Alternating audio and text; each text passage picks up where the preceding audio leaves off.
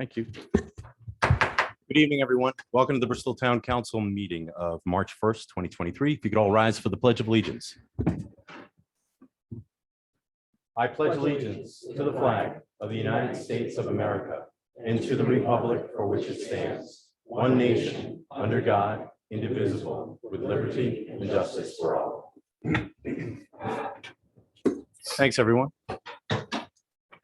I would ask the council if we could add an agenda item right in the beginning. I'd like to recognize the passing of a former fire chief. Could I have a motion? Second. Motion made by Mary, seconded by Tim. Any discussion? Hearing none, all in favor? Aye. Any opposed? Thank you. So thank you, Mary, for reminding me of this.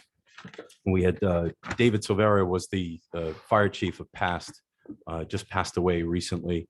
I don't think our current fire chief is here this evening, but I just wanted to take a moment and share our sadness of that to his friends and his family and the department itself. Anybody who gives their time, effort, specifically fire, police, or first responders, this council in this town very much appreciates their hard work, and our condolences go out to the family and friends. Thanks, everyone. Well said, Chairman. Yep, also. Definitely.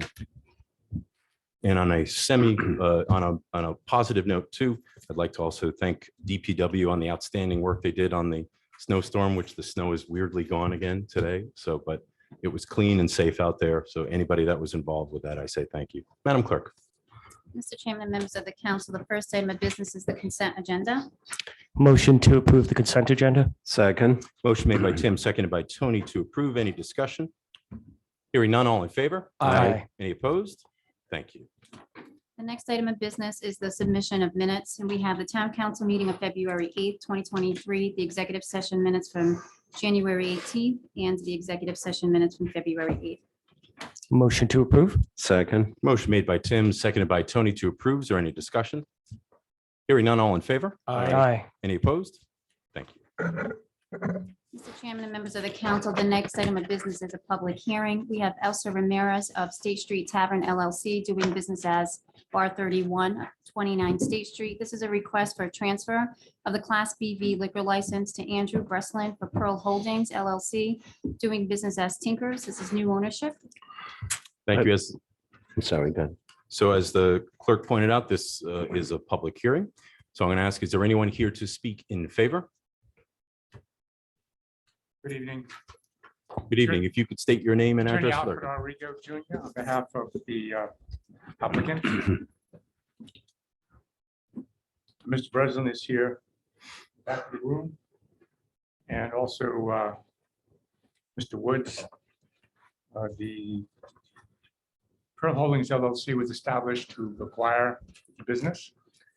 What the operation is proposing is an Irish pub. Both gentlemen have had history of running this type of operation, and I think would be in addition to the town of Bristol. The DBA is referencing as Tinkers. That will be changing, but we will have to come back. There's been a name contemplated change to the Nest, an Irish pub. Since the advertising began as DBA Tinkers, we cannot change hats at the moment without coming back. But the operation is best explained by Mr. Breslin. And I think we have a couple of loose ends we have to follow up in a day or so to present. But other than that, I think we're in good stead to proceed with this new endeavor. One question that I bring to your attention is that the existing establishment had a license that went from, I believe it was 11 a.m. to the p.m. to the a.m. And under the regulation, we were seeking to take that grandfather provision and add that to our establishment also. And we do ask that the board consider doing that. And just to clarify, you're talking about the close time. The close time, 11 p.m. Well, I think the existing was to a 1 a.m. license. Madam Clerk, can you confirm that? So Bar 31, when they acquired their license, they were grandfathered into the 1 AM closing prior to the council ordinance change of 11 PM. And I believe the ordinance states that any grandfathered business can hold at 1 AM closing with council approval. It's any new establishment would be the 11 PM closing, or 12 PM. We just changed it to 12. Okay. I didn't think that was true. Council have any questions? Council have any questions? No? Okay. Thank you. Thank you. Is there anyone else to speak in favor? Is there anyone else to speak in favor? Is there anyone else to speak in favor? Is there anyone to speak against? Is there anyone to speak against? Is there anyone to speak against? Motion to close the public hearing. Second. Motion made by Tim, seconded by Tony to close public hearing. Any discussion? Hearing none, all in favor? Aye. Any opposed? Thank you. Mr. Chairman, members of the council, the next item on the agenda is B2. This is Louis E. Frederelli Jr. of Hilltop Street. This is a request for a license to maintain town property on Vernon Road, Paper Road. Mr. Fratarelli, if you could state your name and address for the record, please. Louis Fratarelli, 2 Hilltop Street, Bristol, Rhode Island. Can I assume you had no idea you'd have this kind of participation in this request? Excellent. All right. So, no worries. Please tell us why you're in. We obviously have the petition in front of us, but if you could give us a quick overview of why you're asking for it, please. The paper road runs along my property, and I'd like to clear some of it and have another access to my property. And I'm also understand that all my neighbors have the right and access to that road that I would maintain. So if I understand what you're asking this council, you have an abutting property and accessing the back of that abutting property, you want to use, you're asking for this license to maintain to make it easier to get to that property. Is that correct? Kind of the back of the property? Yes. Okay. All right. Council? Any questions? No questions at this time. Chairman. No, I just think he's willing to do it, clean it up. And as he pointed out, it's not just for himself, but also for the neighbors. And so I have not an issue with that. Okay. And I concur. There was a lot of positive recommendations. What's this council's pleasure? Motion to approve. Second, Mary. Motion made by Tim, seconded by Mary to approve. Is there any discussion? Hearing none, all in favor? Aye. Any opposed? Thank you. Good luck, sir. Thank you very much. You're welcome.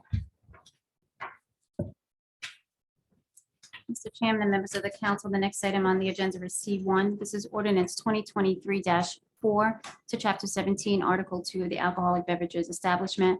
And this is to decrease the number of Class B limited licenses from 5 to 6. First reading. Make a motion to consider this first reading. Second. Motion made by Tony, seconded by Aaron to constitute first reading. Any discussion? Hearing none, all in favor? Aye. Any opposed? Thank you. The next item on the agenda is D1. We have Andrew Breslin from Pearl Holdings LLC doing business as Tinkers. And this is the request for the transfer of the Class BB liquor license. Based on the positive recommendations, make a motion to approve with a 6 months review. Second, Motion made by Tim, seconded by Tony to approve with a 6-month review. Any discussion? Mr. Breslin, we typically give new business owners an opportunity for a 30-second commercial. Would you like that? Are you way in the back and it'll take you 30 seconds to get to the front? I won't hold that against you. No? Okay. All good? All right. Any other discussion? yes, Mr. Chairman, I think we were looking for clarification on the opening until 1 AM on that. No. Amy, could you speak to that? The clerk shared with the council that it had been grandfathered previously. Yeah, I'll need a little time to look into that. Well, we can't make this, I'm assuming we want this motion to be predicated off the answer to that. If the license has been, if the closing time for the license has been grandfathered, typically transfers are subject to any grandfathered conditions. I don't have those facts in front of me. So you're saying that it's potentially up to the, it's the council's call on whether or not we want to do that. Is that what I just heard you say? If you could hold it for a moment, I might be able to give you an answer in just a few minutes after I review the relevant ordinance. So I guess we could come back to that agenda item and give you a moment. Thank you. Mhm. Mr. Chairman, we transferred the Aiden's license, right? Yes, we did. And then they continued to have the 1 AM. Yes, Yep. yes, they did.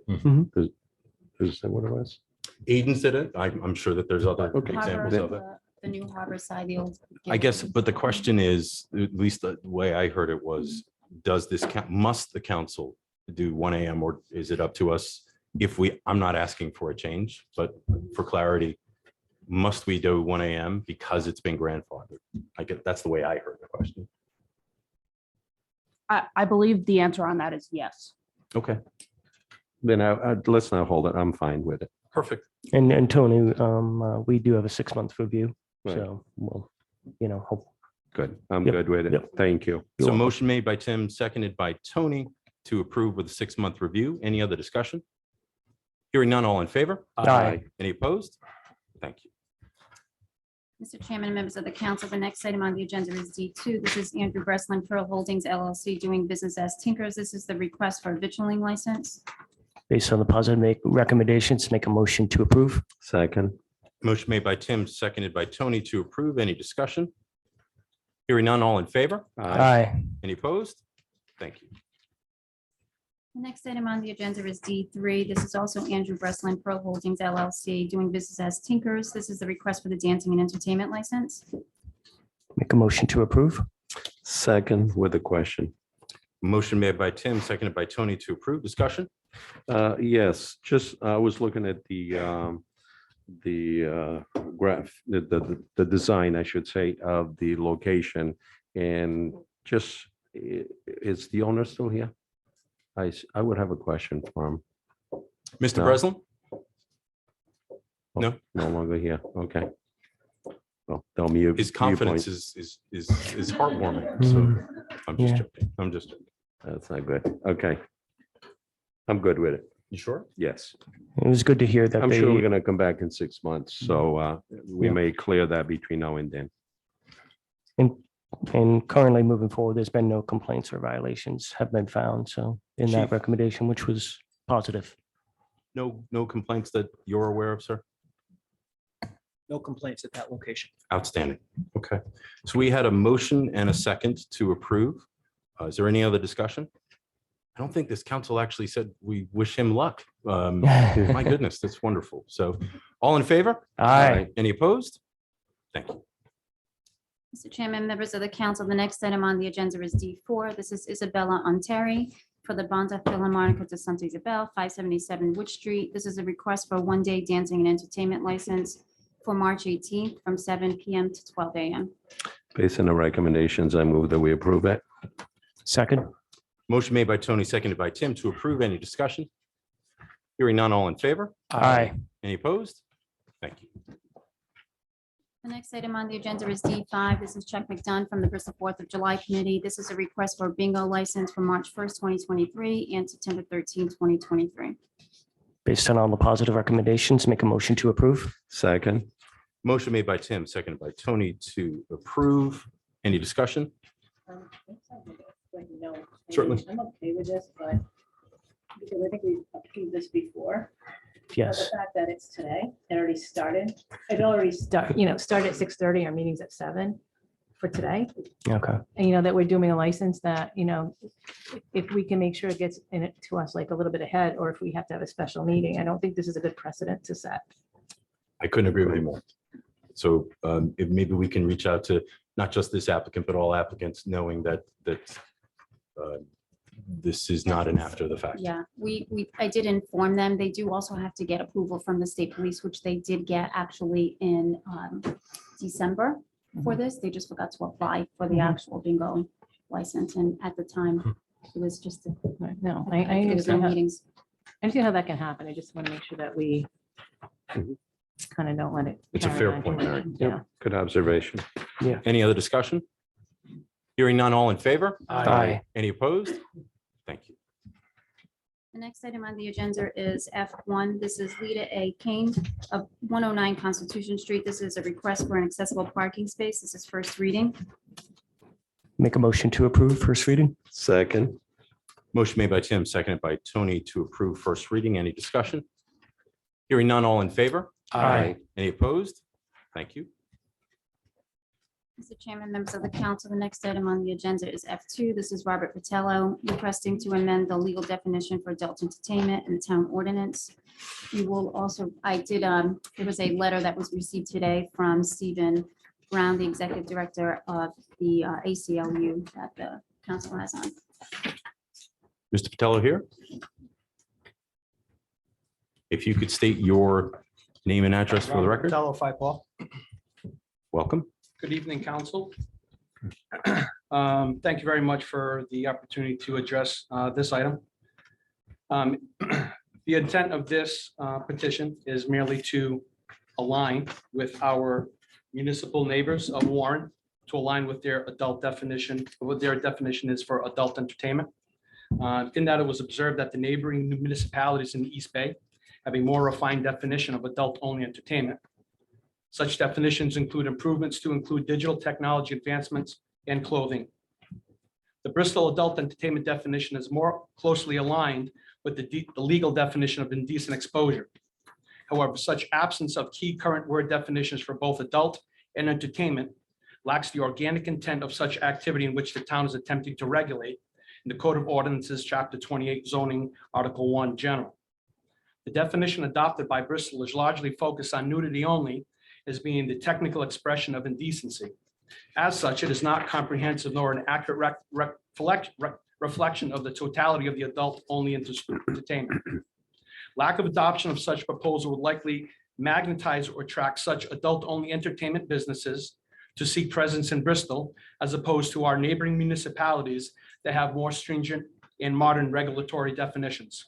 It is common knowledge that the occurrence of adult-only businesses or commercial establishments in close proximity to private residential areas, churches, schools, parks, and playgrounds, or even other commercial businesses have a detrimental effect on taxpayers, to include but not limited to criminal activities such as sexual assault, sex trafficking, prostitution, etc. The result is taxpayers' property values being negatively affected, business prosperity also negatively impacted. Finally, it is notable to mention that such would also jeopardize the gains Bristol has earned through its effective community policing by the Bristol Police Department and Roger Williams University Public Safety being named the safest educational institution in America. In order to preserve the integrity of such neighborhoods, it is necessary to update and maintain our community's municipal regulations, taking into account advancements in the adult entertainment industry to safeguard our town and university community from the epidemic market growth of novelty tech sex shops, adult theaters, adult bookstores, video booths, adult technology hubs seeking business in Bristol. Therefore, the proposed definition would align and enhance the current Bristol definition with Warren's definition by this proposal.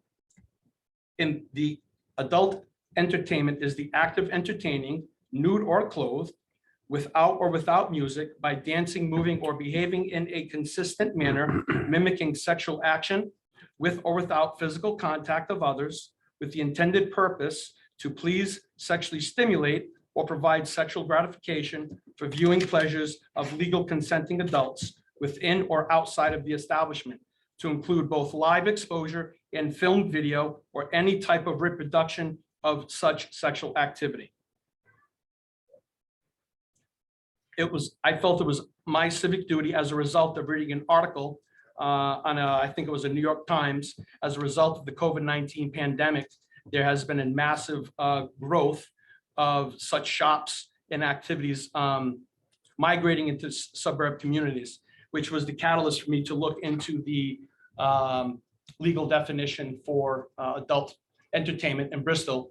And unfortunately, I think we are, from a regulatory perspective, the council and lawmakers and policymakers would be hindered by such restrictions as they currently stand today. Thank you. You're welcome. I'm happy to answer any questions that you may have. So first, I'll ask the council, please. Yeah, Mr. Botello, would drag shows fall under this definition of adult entertainment that you put before us today? I have no idea. That would be for the municipality to decide, not myself.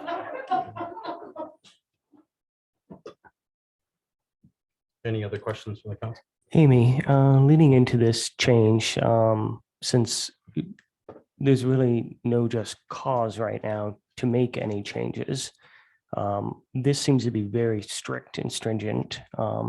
Would this, based on this language, restrict any type of shows, dancing, having a good time? The town can legally regulate adult entertainment through zoning as we do, as the definition in our current ordinance reflects. But because of First Amendment concerns, we have to be very specific about what is and isn't prohibited, and that's what our current ordinance does. So the council at this point, if it chooses, can refer the matter to the solicitor's office for a written opinion. I'll give my opinion verbally now that the current definition does not need to be amended. Moreover, that the proposed definition would be unconstitutionally vague. I would also note any citizen has the right to request the council to enact an ordinance, but that power lies, the power to choose whether or not to act lies with the council.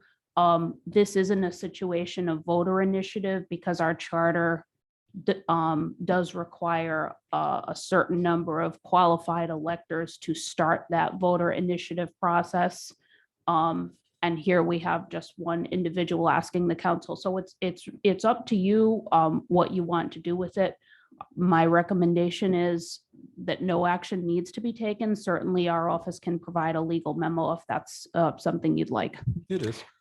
Mr. Chairman, I'd like to say, and to everybody, that I think this ordinance would have like really a chilling effect on the First Amendment rights. And so, Mr. Chairman, I'd like to make a motion to table this indefinitely at this time. And may I rebut? Nope. Just one item? Nope, one moment, please. Sure. So we have a motion. What I would ask Tim is that I'd like it referred to the solicitor for a written opinion. So Okay. tabling it wouldn't allow that to happen because Amy responded right now to it, but I'd love a written legal opinion for the council. And is it appropriate? Is it needed? Actually, it's up to us whether or not it's appropriate. But legally, we need that guidance. So it would seem appropriate to do that if you're okay with that. I'm I don't fine wanna with that. table it without hearing. Amy, so it would be a receive and file, just looking for your guidance. Yep, and we can provide that written opinion to the council for your next meeting. Okay. I'll second that. Second. All right, so we had a motion to receive and file asking for that written opinion that's already been stated, made by Tim, seconded by Tony. Discussion. I'm going to ask the council to speak first, and then Mr. Patella, I will call on you. Yeah, Mr. Chairman, if I might have a second to maybe address the audience here and the petitioner. I think that everybody knows what this is about. This is about a ban on drag shows. Let's be honest with that. I think everybody knows about that.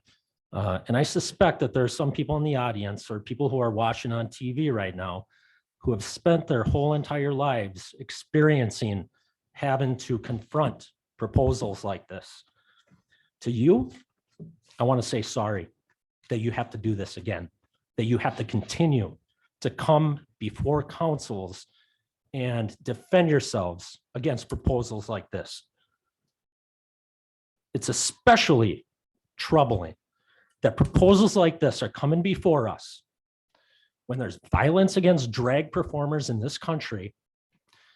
And it's on the heels of mass violence that occurred in Colorado in November, when multiple people were killed and multiple people were injured. Some of the people in this audience right here are never going to be able to walk into a nightclub again without looking over their shoulders. In this town, people should feel free to be able to walk into any kind of nightclub. And you should feel free to be able to express yourself in this town. And I think we ought to keep it that way. That's why I'm not necessarily sure I can support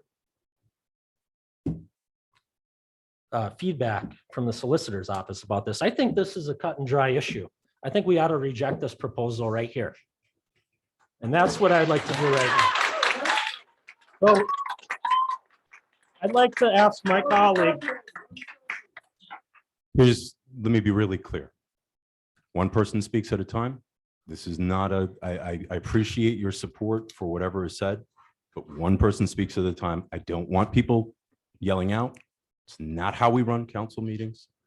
What you're saying, I understand this is an emotionally charged topic, but it's not how we're going to do it. Please. I say thank you to all.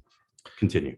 My preference would be to put forward a motion, and there's already a motion on the table, but my preference would be one that would reject this altogether.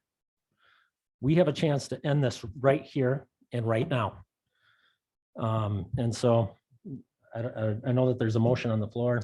I guess we could vote, Mr. Chairman, you know how to work through this procedurally, but we could vote for it. And if it comes to that vote, I would have to vote against the proposal that's on the floor right now. I can't do anything less than a ban on the proposal that's before us right now. Okay, so I'd like to allow everyone to speak before we, if anyone likes to. I certainly appreciate and concur with Councilman Lay. However, I think it's in the best interest that we still pursue and get an opinion. Just for matter of record.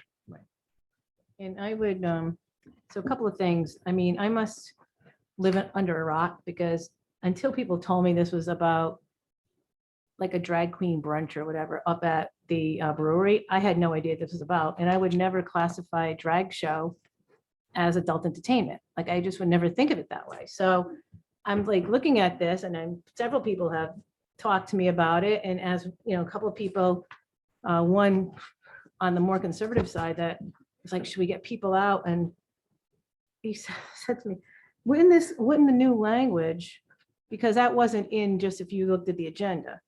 And so he called me and I read to him what it was asking for.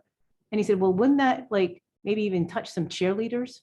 You know, I mean, to me, it sounds like it's pretty much summed up in the ACLU letter that it's pretty much any dance club that you go to, anybody, anywhere, is going to have some of these moves and things like that. So, I mean, I don't think that has anything, I mean, that's just life in today.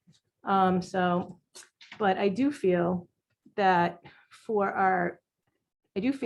you know, we can reject it. I can live with either one of these options. However, I think if we ask the solicitor and it's in writing, because she's already told us what she's basically going to put in writing, then I think we have that and our actions have been taken based on a legal precedent or legal standing, should there be court action or other things. And when I'm going to move forward with the receive and file, we're going to get your legal advice. We're going to have a better understanding of this.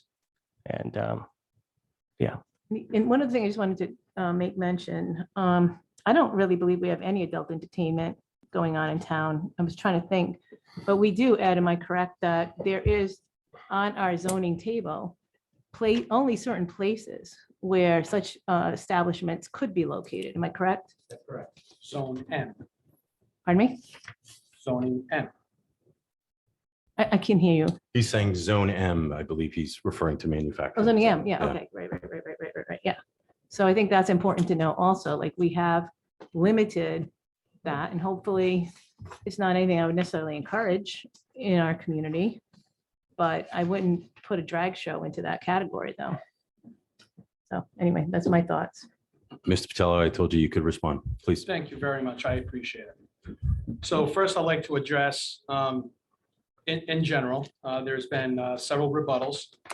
First from the solicitor, where the current definition as it stands today, ma'am, is per Bristol. Adult entertainment means any commercial establishment or business where an individual employee, operator, or owner exposes genitals, pubic regions, buttocks, anus, anal cleft or cleavage, or breast at or below the areola, or employs any device or covering which is intended to give the appearance or simulate or attract attention to such areas. And I'm not going to go into the very graphic areas once again. To address your comments, Ms. Perella, the notion that kids at Roger Williams University can't enjoy themselves on a dance floor, okay, without impeding on a criminal infraction, okay, is a gross misoverstep and is not accurately representing the proposal which has been brought to the table this evening, okay? Because it clearly states that it would be for entertainers and for the sure viewing pleasure of patrons. So to group those together is not an accurate reflection. And finally, Mr. Aaron Lay, sir, I don't know where you got your assumption that this has anything to do with any mitigating control measure to stop trans drag shows in Bristol. I have no idea where that came from. Let me be clear. There's nothing in Mr. the Patello, petition Mr. Patello, one that moment. refers to Mr. that. Patello, one moment, please. I'd ask again, please. Thank you. Go ahead. So, Mr. Lay, where did that assumption come from? All you have to do. You will, and no, I'm, Addressing me. you will address me. Okay, I'm sorry, Mr. Calero. It's okay. I was responding to his. I inquiry. understand. Okay. I understand, but we're not going to have a dialogue here, but I appreciate the question. Oh, okay. Councilman Lay may respond if you so choose. Look at everybody behind you. I think that everybody is thinking the same way that I was probably thinking, that drag shows under the ordinance that you've put before us today would fall under the ordinance that you've given us. It would make it so that you can effectively not have any sort of drag show entertainment. And it's not lost on me that it was about a week ago. Was it a week ago that there was a drag show here in town? And this is coming in the immediate aftermath of that. Okay, but I petitioned this on the 2nd of February. So your math doesn't add up, number one. Number two, okay? Number two, an assumption of who's here and what they're supposedly representing and the nexus onto the political catalyst point that you're trying to drive home is a concerning measure, because I will state this. 3 days ago, I started getting threatening messages on my phone and through social media. Number one. Number two, I was never notified of the town council that this was even coming to the docket. Number three, apparently someone leaked my address, my name, number to the media, then started knocking on my doors. For what? Just an enhancement for a legal definition, which would empower you guys to do your jobs. So the notion that this is barring any trans sex show is not that, because if you wanted such activity to take place, you could work with the solicitor and define that, to permit that. So the notion that you're going to paint me You're going to in take, a manner. Mr. which is not Patello, representative Mr. is Patello, not right. I'm going to try this one more time. I said it to the audience. I'm going to say it to you. Take it down. Make your point. You can be as clear as you want. I'm clear. Done. Take it down. Thank you. Thank you. Council, is there anything more that you'd like to add? No? Okay. So we have a motion and a second. Make sure I got this right. Refer to the solicitor for legal opinion. Am I correct with that, Tim? Correct. And I apologize, we had a lot of dialogue. Who seconded that, please? I did. Tony seconded that. And Mary, I think you captured it quite well, which is I think we should have a legal opinion on this. I think we should look at this as we do all of this. And if it comes back to us, this council will make its decision at that point. We want to take action or we don't. As you pointed out, Mr. Patel, that is totally up to us. Thank you. You got it. So we have a motion and a second. All in favor? Aye. Any opposed? Nay. Thank you.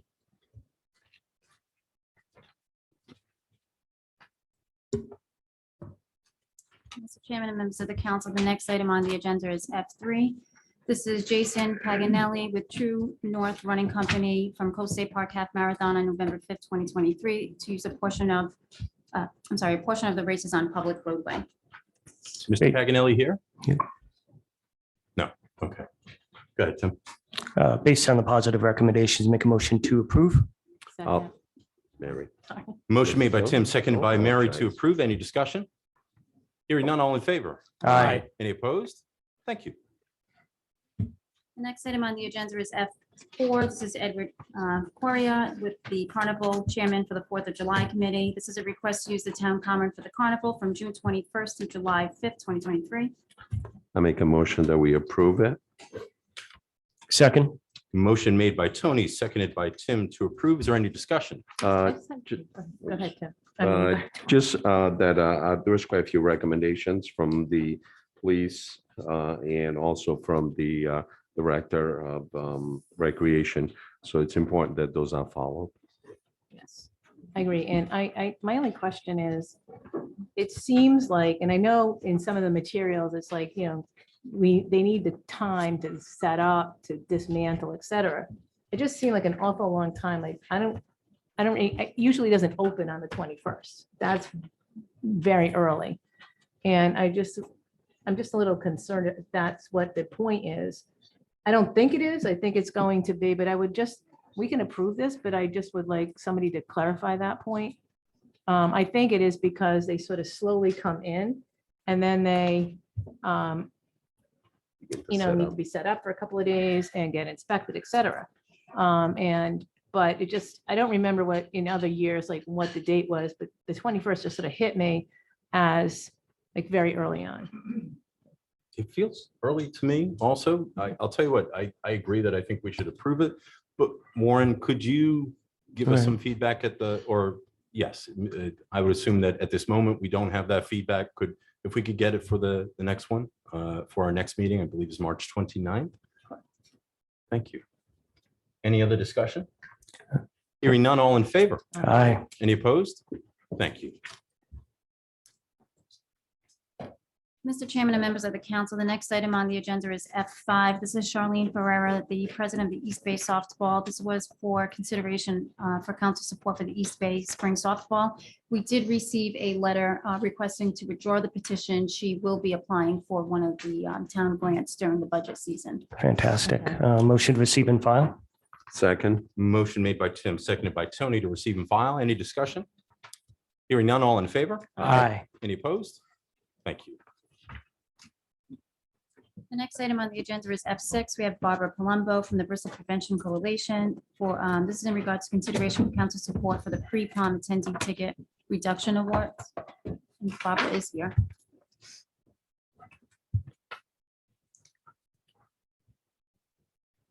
If you could state your name and address for the record, please. Barbara Palumbo, 63 Narrows Road. Welcome. Thank you. Good evening. We're planning a pre-prom for Mount Hope High School. It's going to take place on March 7th. Each year for the attendees that come to the pre-prom, we offer them a $10 discount on their prom ticket. And we were just looking for some support with that particular discount. So it would be $10 per student. We do allow up to 150 students. I know that's a lot, but that would be the maximum. We generally see between 50 and 75. Okay. So what's being requested of the council, this would come out, typically it would come out of council contingency. But I know that there's actually another agenda item. Tony, I know you wanted to bring this up. Go ahead. Actually, I know we were going to be discussing the opioid funds. And I just thought that maybe it would be appropriate that we could tap into that for the $1,500. I don't know if I can that's, definitely can we make do the it? connection. you can? Absolutely.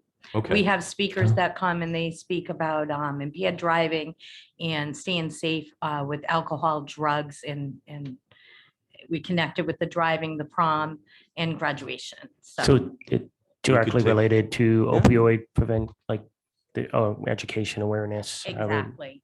Okay. So this there's a- council could take official action and earmark up to $1,500 for matching to lessen the cost of tickets. Does that seem? Right. So for each student that attends, because they have to come with a parent as well or a guardian, we do offer them a $10 discount on their prom bid. Yes.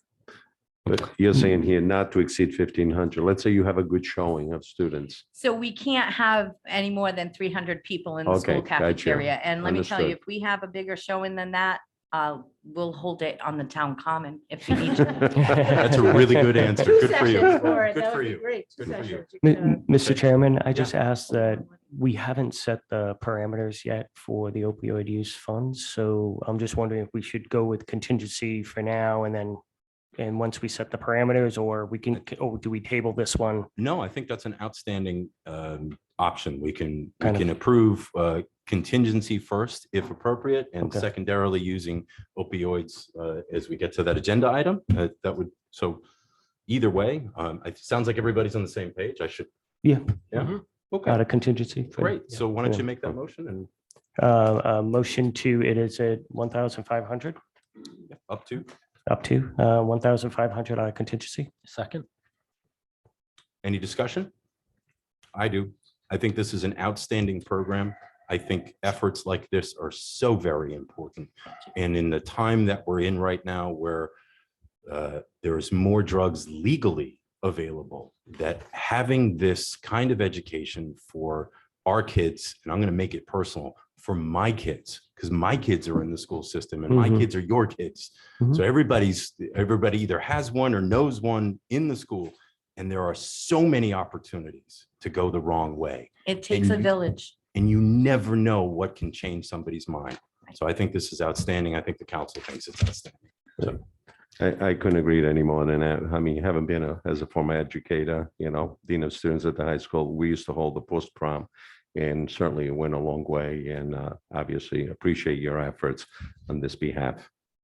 Thank And the you. one loss of one life is too many. We need to make sure we're strong and get the education out there, because that is what they need to know.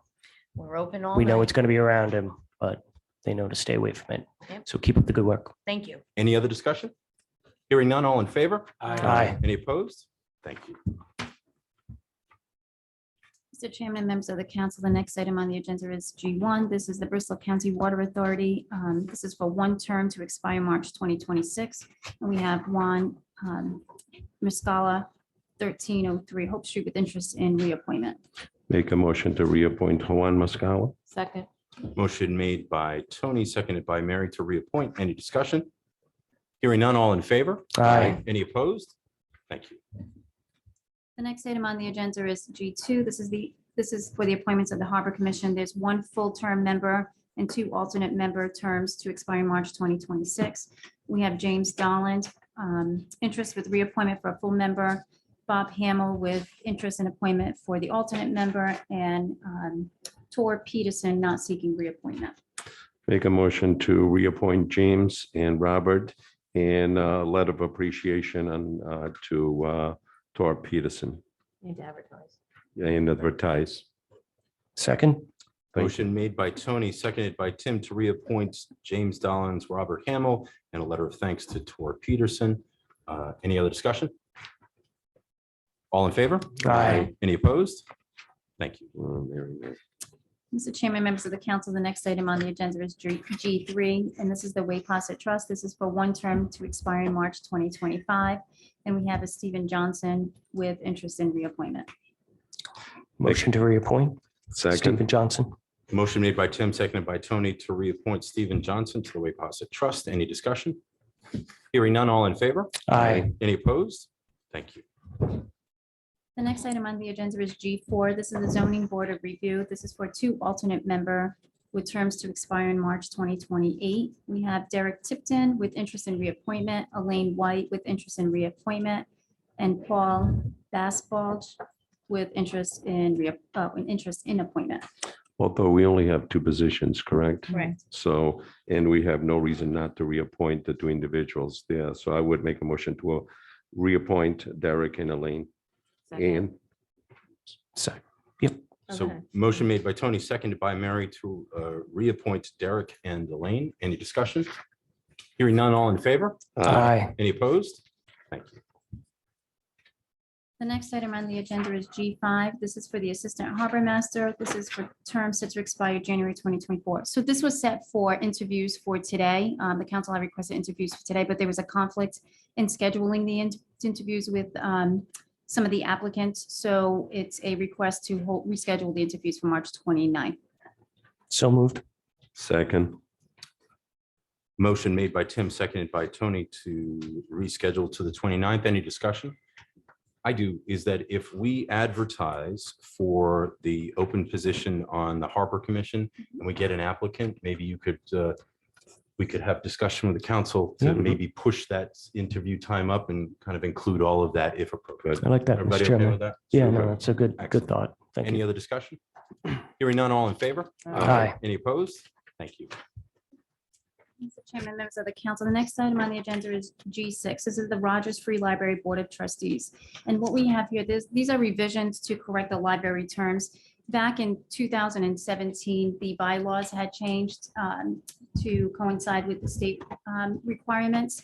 And there was some disconnect. It never kind of came to the council. So this is just to correct the appointments. And so I just need the council to revise these terms. So Beverly Larson with a term to expire January 2024, Al Wablinski with a term to expire January 2024, Laura Cabral with a term to expire January 2024, Samantha Ferrera with a term to expire January 2025, a vacant position with a term to expire January 2025, Marie Knappman with a term to expire January 2026, and another vacant position with a term to expire January 2026. We'll take a so moved on that. Yeah, motion to approve. Yeah, that's a lot of applicants. So moved, Mr. Chairman. Thank you. All right, so Aaron, motion made by Aaron, seconded by Mary. And as stated, any discussion? Hearing none, all in favor? Aye. Any opposed? Thank you. Before we move forward, as I always do on behalf of this council, Mhm. thank you. Thank you to the boards and commissions and the efforts and the energies that you put in. Most of the time, the meetings are no big deal. And then every once in a while, like this evening, they're a little bit more interesting. So you give your time back to the community, and this council and this town appreciates it. Thank you. So Madam Clerk. So Chairman, members of the council, next item on the agenda is Vice Chairwoman Perrella, and this is with an update on the Rogers Free Library Board of Trustee appointment process. Thank you. So I was asked to just, work with so in January, I think, we got two resignations from our chairperson and another one of the board members. And the new chairperson, and so there'll be two new appointments coming up in the next couple months. And I was asked as the liaison to the library to just check and see if they're willing to make some changes to make it more in line with what else we do. So like in the past, as you all know, the board would bring in like, here's the person we want to appoint. And we would be like, okay, and we might ask them some questions, but we weren't really given a choice. And so the council asked if to ask the board, the library board to, send us at least like 3 names, which is pretty typical in a lot of government and nonprofit world settings. And also to align it more with what like our board tracking system that Melissa keeps track of, and that the interviews, and not the interviews, but the application should come through the town clerk's office and not just go directly to the Rogers Free Library Board. So I did meet with the new chairman, Al Wablinski, and he's very open. He'd already started working with Melissa on these new appointments. They have a subcommittee that is like working to try to, drum up some support in people that want to serve on the board. They did already start working with Melissa to put that on our website, and that those all the applications will come through the clerk's office and then be forwarded to the chair, the library board chairman, who will then forward it to the subcommittee himself. So he feels like that is a really good way to be in the loop as well. And as far as setting, always said 2 to 3. Because in case there's like very few people that applied, people to the council, he was very open to that. They didn't really have any issues with that. I then followed up with the solicitor's office to ask, like, what do we need? Is this something like we need an ordinance or do we need a resolution? Amy thought that a resolution, and I know Amy and Andy had talked about this, would be sufficient. So that would be, at the next meeting, we'll just have that. I think the goal of the library board is to fill those vacancies by the end of April, early May, so that they can move forward. Having said all of that, Al just today, this afternoon, sent out, he kind of laid out a draft of the appointment process, which they'll probably use for their own bylaws as well. And he sent it to me and he sent it to Melissa just for comments. And so we both got back to him. I'm just laughing over here because it says the wording in red originated from Melissa and my wording originated in blue, but mine was in red too. So another comment. But anyway, I gave them, we both commented on what we thought should be changed in what we thought about this. And I don't know if you all want to have a copy of it, take a look at, but I would just give it to Amy as well, just to take a look at where they're coming from as you prepare the resolution. Yeah, I would suggest council could just adopt a resolution requesting the library board to work with the solicitor's office to adopt revisions to the bylaws consistent with the discussion. Okay, so moved. Is there a second? All right, so a motion made by Mary, seconded by Tony, as stated, discussion.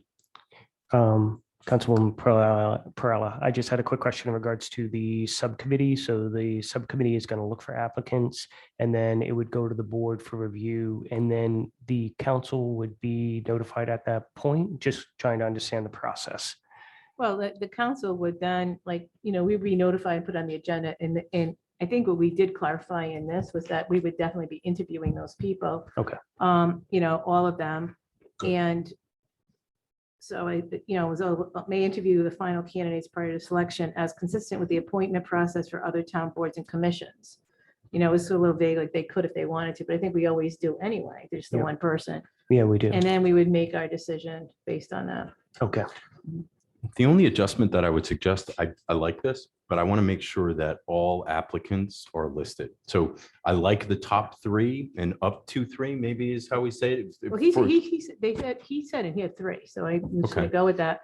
That And I seems think, reasonable. there's a reference to a discussion on the candidate. So I think you want the list of everybody. Yeah, am I so for correct? example, if at some certain time we had 7 candidates, Right, I think it's important that the public knows and the candidate also knows, right? I mean, we would assume that everybody gets an interview, right? But it would be good to have it on the list, just as we do with all of our Right. boards and commissions.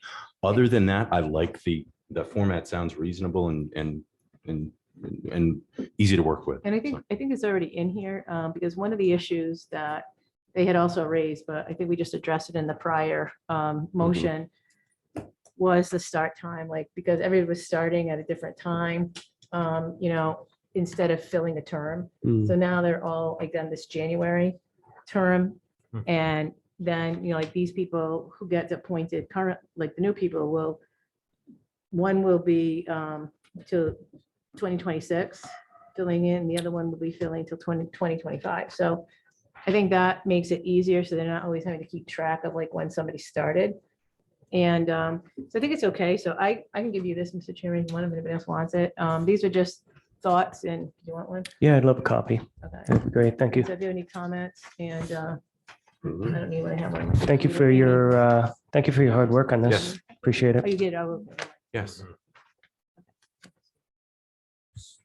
Okay, so we had a motion and a second to refer to the solicitor to work on behalf of this council to have we didn't make that as a resolution, if I recall. This is That what was a happens when resolution, she when said. motions get large. So go ahead. I think I suggested a resolution requesting the library board to adopt, to work with the solicitor's office and adopt revisions to their bylaws consistent with this discussion. Thank you. All right, we had that motion and a second discussion. Any other discussion? It aligns with what we want. So I think it's I'm perfect. fine voting for.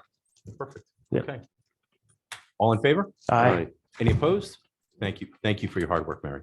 Mr. Chairman, members of the council, the next item of business is I1. This is the resolution from the Bristol 4th of July celebration for 2023.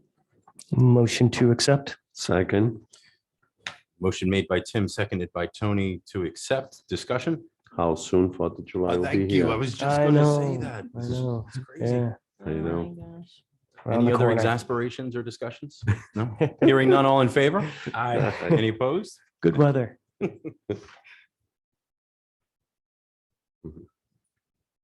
Sorry, Mr. Chairman. The next item on the agenda is D2. This is Director of Parks and Recreation, Resenhausen, and this is in regard to the camp fee increase proposal. Warren, you're so committed. You came in after getting, Yes. So I apologize for the apologies. scruffy look. It was a little rough shaving. I did get myself dressed though. We appreciate that, Warren. Thank you. Yeah, everybody does. Yeah, so with the increase in the minimum wage that's already happened this year, in the next 2 years, we're trying to stay a little bit ahead and propose a change. It'll only be for the first child of a family, though. Any subsequent children in the family, multiple children, would stay the same rate of 250. So we're looking to go to 300 to try and help offset those costs.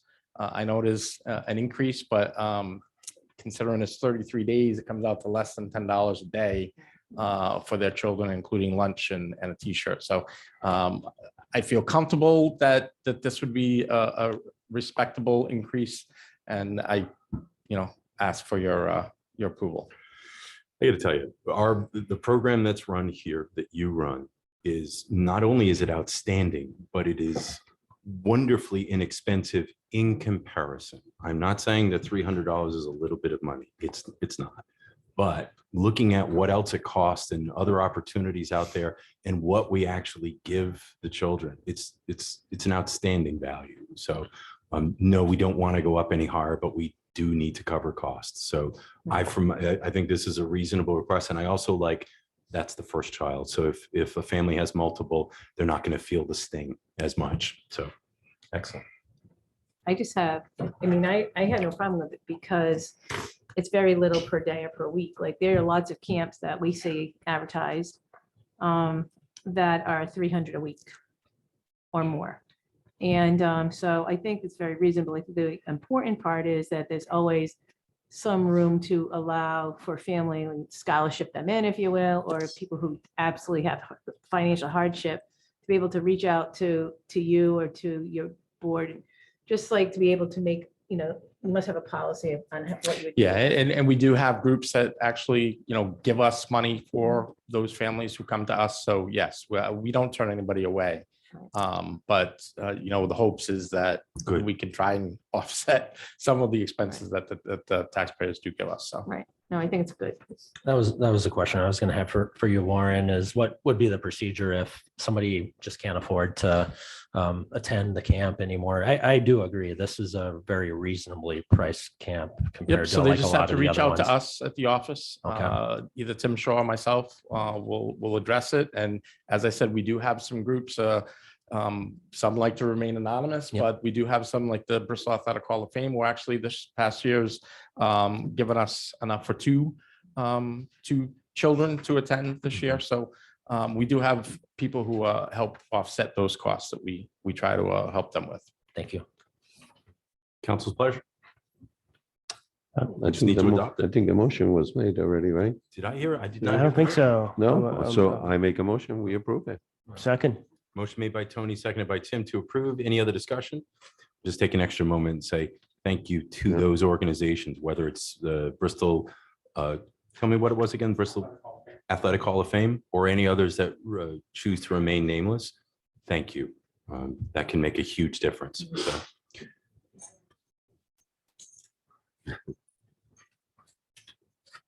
Does this council know you? Okay, I'm Diane Davis. I'm chairman of the rec board, but I want to remind you, and some of you might have been on the town council at the time when we first started charging for families to send their kids to camp. One of the stipulations was that no family would not be able to let their children go. If they needed help, it was supposed to go by. At that time, I was the Human Services Welfare Director. And as far as I know, that was an order of the town council. And with Ed Carusi being up there now as my replacement, I know they can communicate and make sure that these families are truly deserving and needy of the money. So, but thank you. I Well, just wanted to thank you, remind you Diane. that that Thank you was for saying that. the town council's ruling when they first started charging. And it's worth saying, like many programs out there, please don't be shy. The systems are there to help. I tell people that all the time. Please reach out. And I know that our discretion is used, and it's only us that'll know. And children will get the same treatment, which is Word, outstanding. treatment. confidentiality. So, thank you. Any other discussion? Hearing none, all in favor? Aye. Any opposed? Thank you. Mr. Chairman and members of the council, the next item on the agenda is I3. This is the Director of Parks and Recreation, Resenhausen, and this is in regards to beach fee increase request. Warren, I feel like there's a theme here, sir. Well, yes, and this one, this one is a little bit different. Obviously, we all know that the beach is very, very highly attended as of late. So the effort, as you all know, I'm not going to tell you something you don't know. With the federal funds that we got to build the beach many, many years ago, there are restrictions that we have. We cannot charge an out-of-towner more than twice what we charge a in-towner. So we don't have to have beach passes for out-of-towners though. So we do have a beach pass for Bristol residents. So that's not being proposed to be touched. The rate would stay the same, but we are looking to get, as you saw in the numbers that I presented, more money from the out-of-towners. And I'm not going to be totally dishonest. I'm hoping that maybe some of the out-of-towners will see the rate increase and decide to go to a neighboring community's beach and not overload our beach and the staff that we have and the facilities that we have. But it also, the Bristol residents will make a push to let them know that they can get the whole season's pass for a very nominal fee, and those daily wax is not necessary. So that's my hope that you agree with me. And again, it is So all for for the the help record, offset the fees. so what's being proposed is $10 for a weekday resident, non-resident 20 has been, But that's what it is currently. I think. no, this is what's being proposed. So what's current is $5 for a resident. What's being proposed. is For 10. during the week. Yes, I'm sorry. I Yes. was talking 10. about weekends. Yep.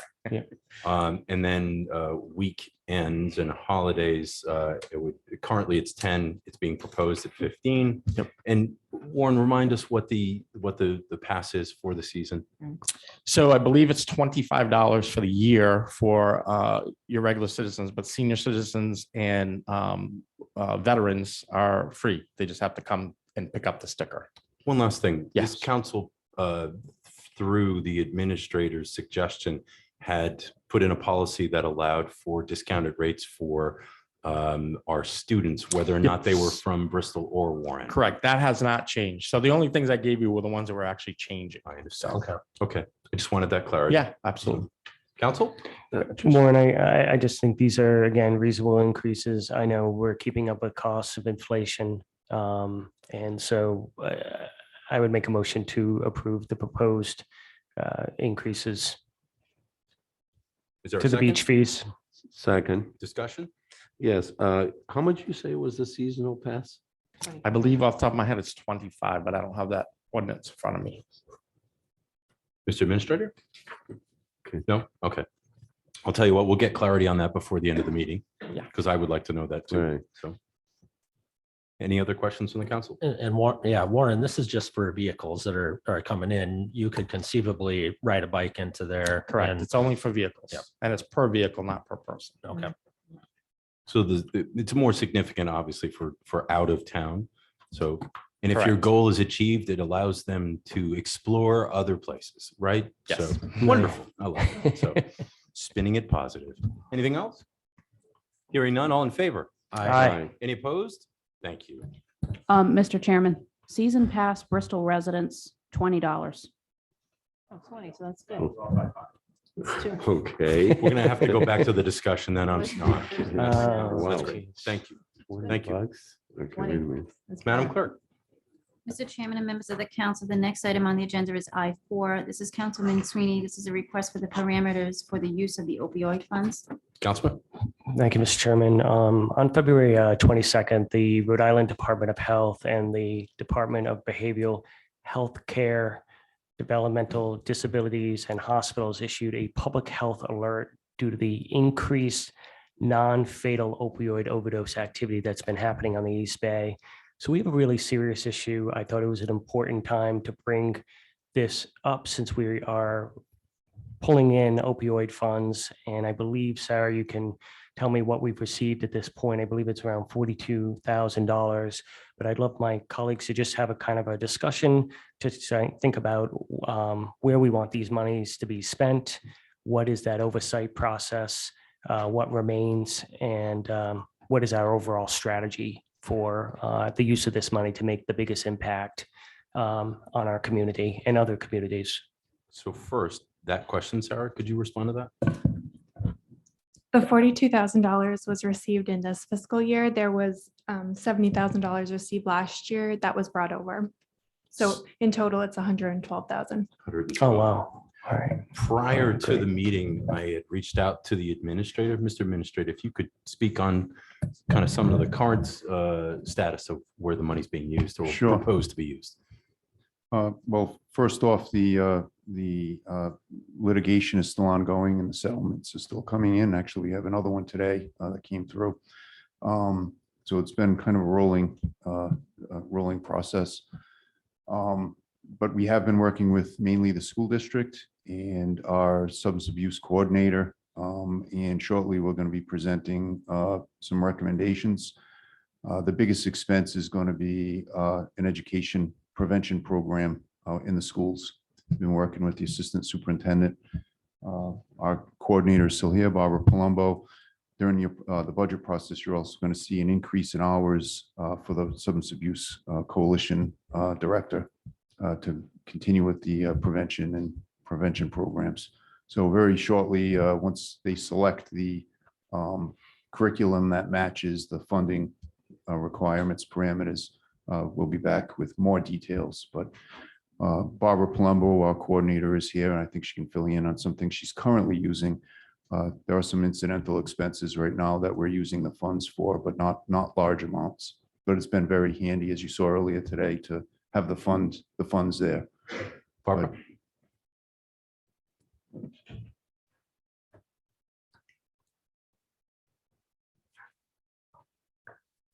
Hello again. Hello again. Yeah, so we have quite a bit going on. Like Mr. Contenti mentioned, when the budget rolls around, you'll see that we have quite a few proposals. The school does, in fact, we're waiting on an approval for a program that we've come to a decision on. It's called Ripple Effects. And it's a very intensive program. And also we are going to regenerate Project Alert in the schools, and that's done through the health classes. Most of that program is, the program itself is at no cost, but the administrative cost to get our healthcare teachers trained or educated on how to present the program. So those are costs that we're looking at. We're also looking at training costs for prevention specialists. Part of this money has to support the Prevention Coalition in our prevention efforts. In order to do that, I need to continue my certifications. So part of that is in there as well. We're also trying to support the police department. The TIPS 411 line is going to be discontinued as of December. The contract is up. Our PFS, or Partnership for Success grant, will be able to extend it for 6 months. After that, we're floating. The TIPS 411 will go away. That is approximately $14,500 for a 5-year contract. So we're looking to support the police in that effort. We did just have a Sharps bin was put in place in town. I'm sorry, what was that? A Sharps bin. So Okay. what it is just like the drug take back. We've had a problem with people having needles, whether it be diabetic or drug needles, there's no place to put them. The Department of Environmental Management and the Health Department recommends that you put them in either laundry detergent or coffee cans. That is not a good solution. So I worked with Mr. Contenti and with the Chief of Fire and Rescue, and Bristol is the very first town to have a Sharps take back bin. Congratulations. that's great. Nice So job. it is a great big feather in our hat for a community. So we'll need to maintain that. And of course, we have the drug take back. That's a very big part of this funding. And that happens twice a year. So we'll need to, also maintain that. When the budget proposal comes out, there is quite a bit of that money being asked for and being put between school, police, and community. So So you're saying when the budget proposal comes out, this will be itemized with Itemized, diet yes, amount? sir. Because it's, I mean, there's a lot. You're There's doing a lot. quite a bit. You're doing quite a bit. yeah. Yeah. And this funding or this settlement money, it is pretty clear cut on how to use it. In Bristol, well, in the East Bay in general, we're lucky because we do have East Bay recovery services. So as far as the recovery, no one's reached out yet. Not saying they won't, but they haven't reached out to me yet looking for any type of support. We have the safe station at the police station, and we can continue with Narcan trainings with our police, fire, and rescue. But it's pretty, it's pretty clear cut what we can spend the money on. And I think we're doing exactly what it's asked us to do. Great. So, Great. do you have any course. questions? Thank you. Mr. Chairman, I know we have Lisa Peterson here from Victor. Would like to say just a few words. Thank you. Barbara, thank you. Thank you. Lisa, if you could state your name and address for the record. Thank you, please. Mr. Chairman. My name is Lisa Peterson. I live at 19 Jennifer Drive. As Councilman Sweeney referenced, I'm the Chief Operating Officer at VICTA. We are a substance use, mental health, and ambulatory medical services provider in Providence.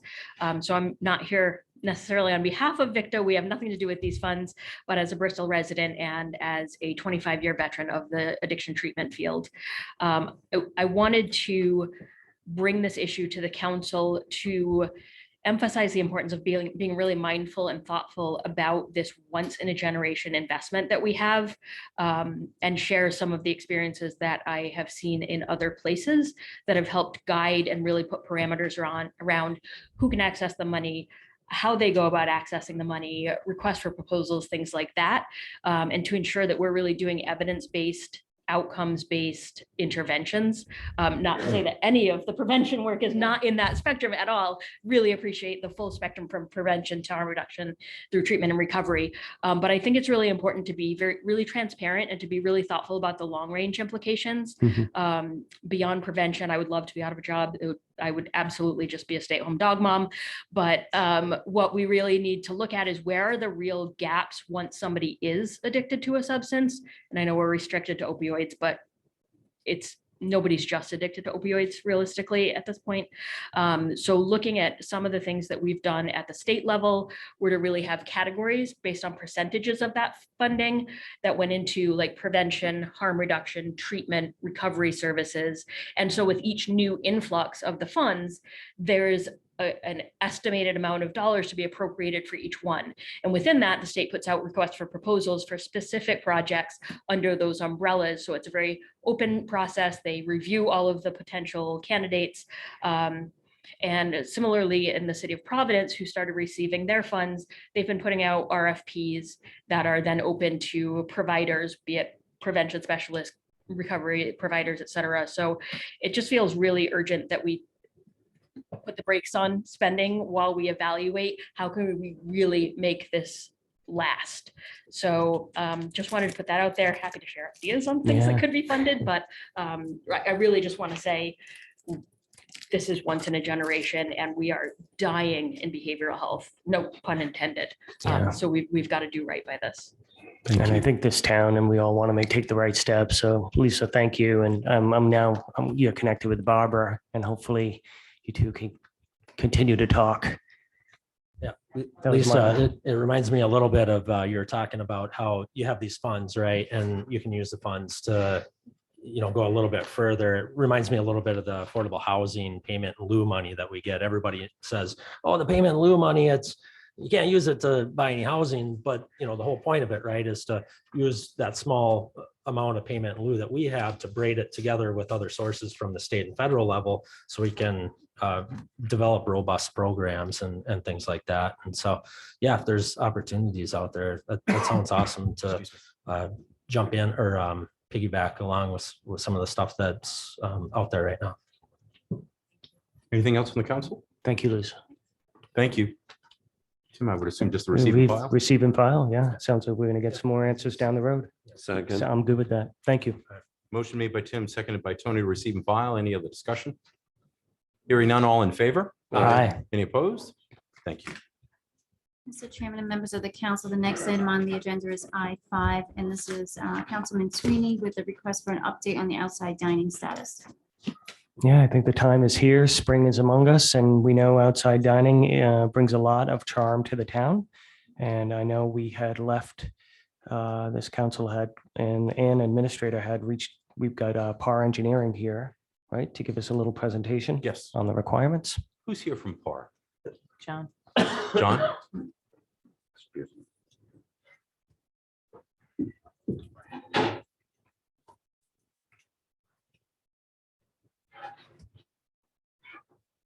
John, if you could state your name and address for the record. Absolutely. For the record, my name is John Shevlin from Park Corporation. And good evening, Mr. President, members of the council. Welcome. As you know, PAR has been hired to go ahead and develop some seasonal outdoor dining guidelines. So we're requested to go ahead and pull together some guidelines. In addition to that, there's also a desire to have a checklist for the application form. Part of our scope is something we want to create something that's going to be, beneficial to the town, but at the same time, not go ahead and cost a huge expense to some of the property owners, but something that's going to be Bristol, aesthetically pleasing, something that's going to be something enjoyable to go ahead and visit and have dinner. I was fortunate enough last year during summer and the fall to be able to use a few of the restaurants, just go ahead and see what's going on in Bristol. And I think it was a great experience. So I think we want to go ahead and continue, what's been going on and try to make it more uniform and more in conformance. But like I said, we don't want to go ahead and have something that's going to be a huge expense to the business owners. So we went ahead, as part of this, we want to go ahead, it was going to be guidelines that were going to be town-wide, not just for a specific street, was what our scope of services was for. We're looking at items as far as ADA, safety, to make sure that's taken into account as far as the guidelines, the parking requirements, storm preparedness, and then also the aesthetic considerations.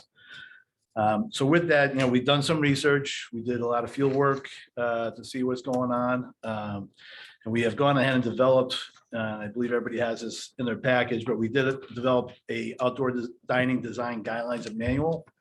And what's in that package is just laid it out as far as the approval process, give it a description in regards to what we anticipate happening, the operational requirements, the general construction requirements that need to be adhered to, and then the design and material requirements. And those we're focusing on in regards to, a lot of the aesthetics for furniture, shade structures, barriers, something that keep it uniforms. I think a lot of us have seen, particularly during COVID, the concrete barriers that were put up with the construction company's name sprayed on it. And, you've seen that everywhere, but that was something that happened, immediately that needed to be done. So we took a look around in regards to what other practices were being done throughout. And we, found a lot of different types of barriers that could be put in place. And we try to outline all those within the guidelines. In addition to that, in our scope, we're asked to go ahead and pull together an application form for the outdoor dining. So we had that included that in the package. Again, we try to keep it simple, try to refer back to what the guidelines are, and then try to get some of the information and then the approval process that needs to be done and who needs to sign off on that. And then the last item, I believe is in your packet. I know I did talk to Attorney Tights, I believe it was on Monday, but we did go ahead and do a draft ordinance for outdoor dining within the parking areas. I know he called up, he asked to see if he got a copy of it in Word because he wanted to make sure it adhered to the, just the parking areas, because we felt that the sidewalk issues are already taken care of in previous ordinances. So, that seemed to be working well. So we're just really focusing on the outdoor dining. I did take a look at the other ordinances that have been put in place for outdoor dining. So I try to incorporate those into this. I'm not sure if there was any changes to what I gave Attorney Tights. So I'm not sure if he submitted anything that was different than what you have as a draft there. But again, it's just kind of laying it out in regards to what needs to be done in the process with that. So we did have that. We did coordinate with some of the businesses. We had I'd say a kickoff meeting more or less, or, a meeting once we did some initial reviews and fact findings. We met with them, I believe it was back in November.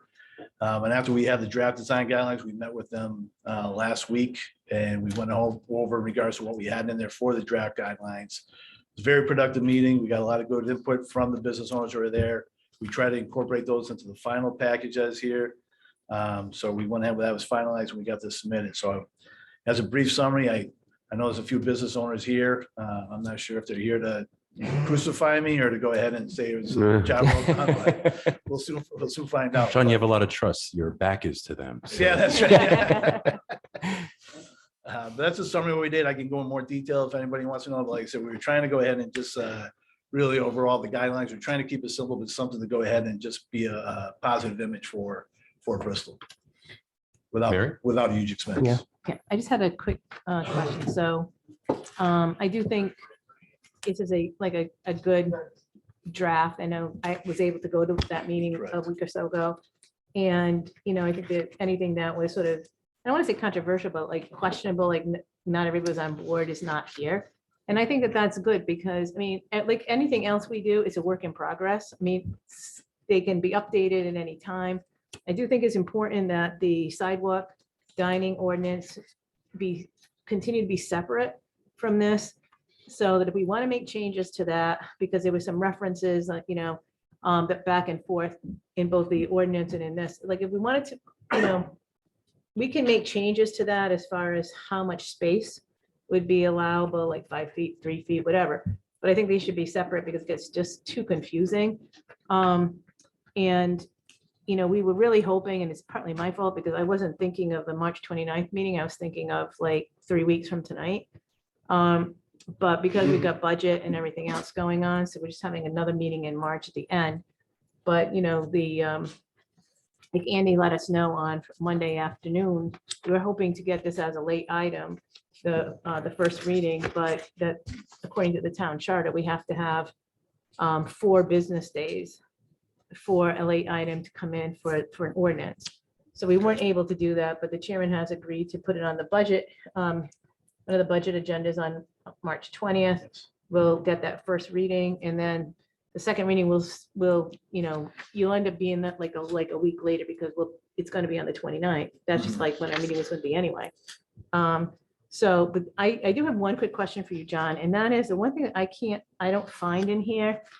And I thought I read some reference somewhere along the line, but I don't see anything in the guidelines about automobile speed. Like I see wind speed, but I don't see anything in relation to how fast a car would be going. Like in other words, those barriers, there are some I remember looking at last year that maybe were like 5 or 10 miles an hour. And then some of the concrete ones might be more heavy duty.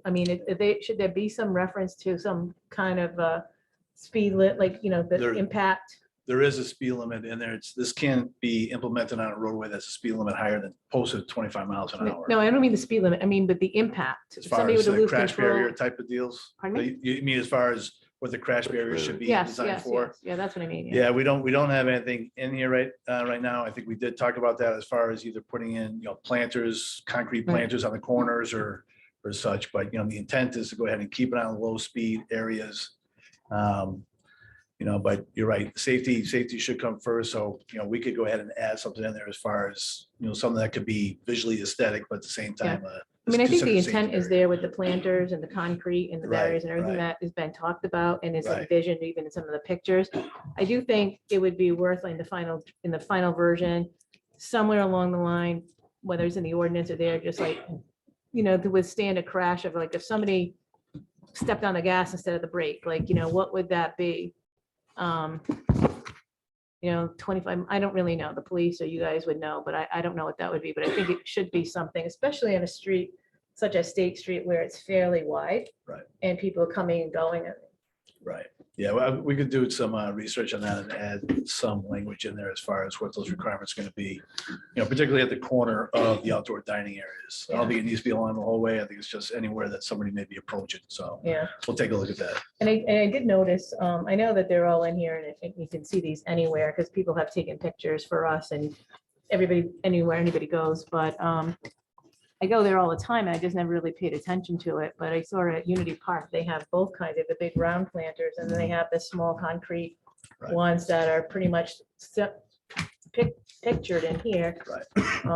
And I think, we really want to see the businesses get open for May, because that was what they missed out last year. There's really busy time in downtown Bristol, May and June. And, especially if we have a nice spring and it's not too hot. So hopefully they'll be just able to decide on what it is that they're going to do so that they can just move forward as quickly as possible. Yeah, we can come up with some samples and include that within here. I know that, to be I honest don't with mean you. for them, not even, Right, but I know even like a lot of the research that we've done, looked at other towns, they did not have that. Really, the only thing they had is 25 miles per hour as opposed to speed limit, but a lot of them just had almost like the plastic fluorescent cones as far as safety barriers, but those aren't crash worthy as we know. So we'll take a look and see what we can put in there for crash worthy. and neither is a wrought iron fence, I would think. Right, Right. right. So, okay, Sure. thank you. Well, thanks for doing all of this. Thanks, John and the BMA. I know Brian and Zach are here and Eric and Mary. I know you guys worked hard on this, so much appreciated because I love the requirements document. It's great. It's where we were going as far as outside dining. We didn't really have that structure. I just wanted to ask you about particularly the end of State Street. It's a little quirky as far as ADA.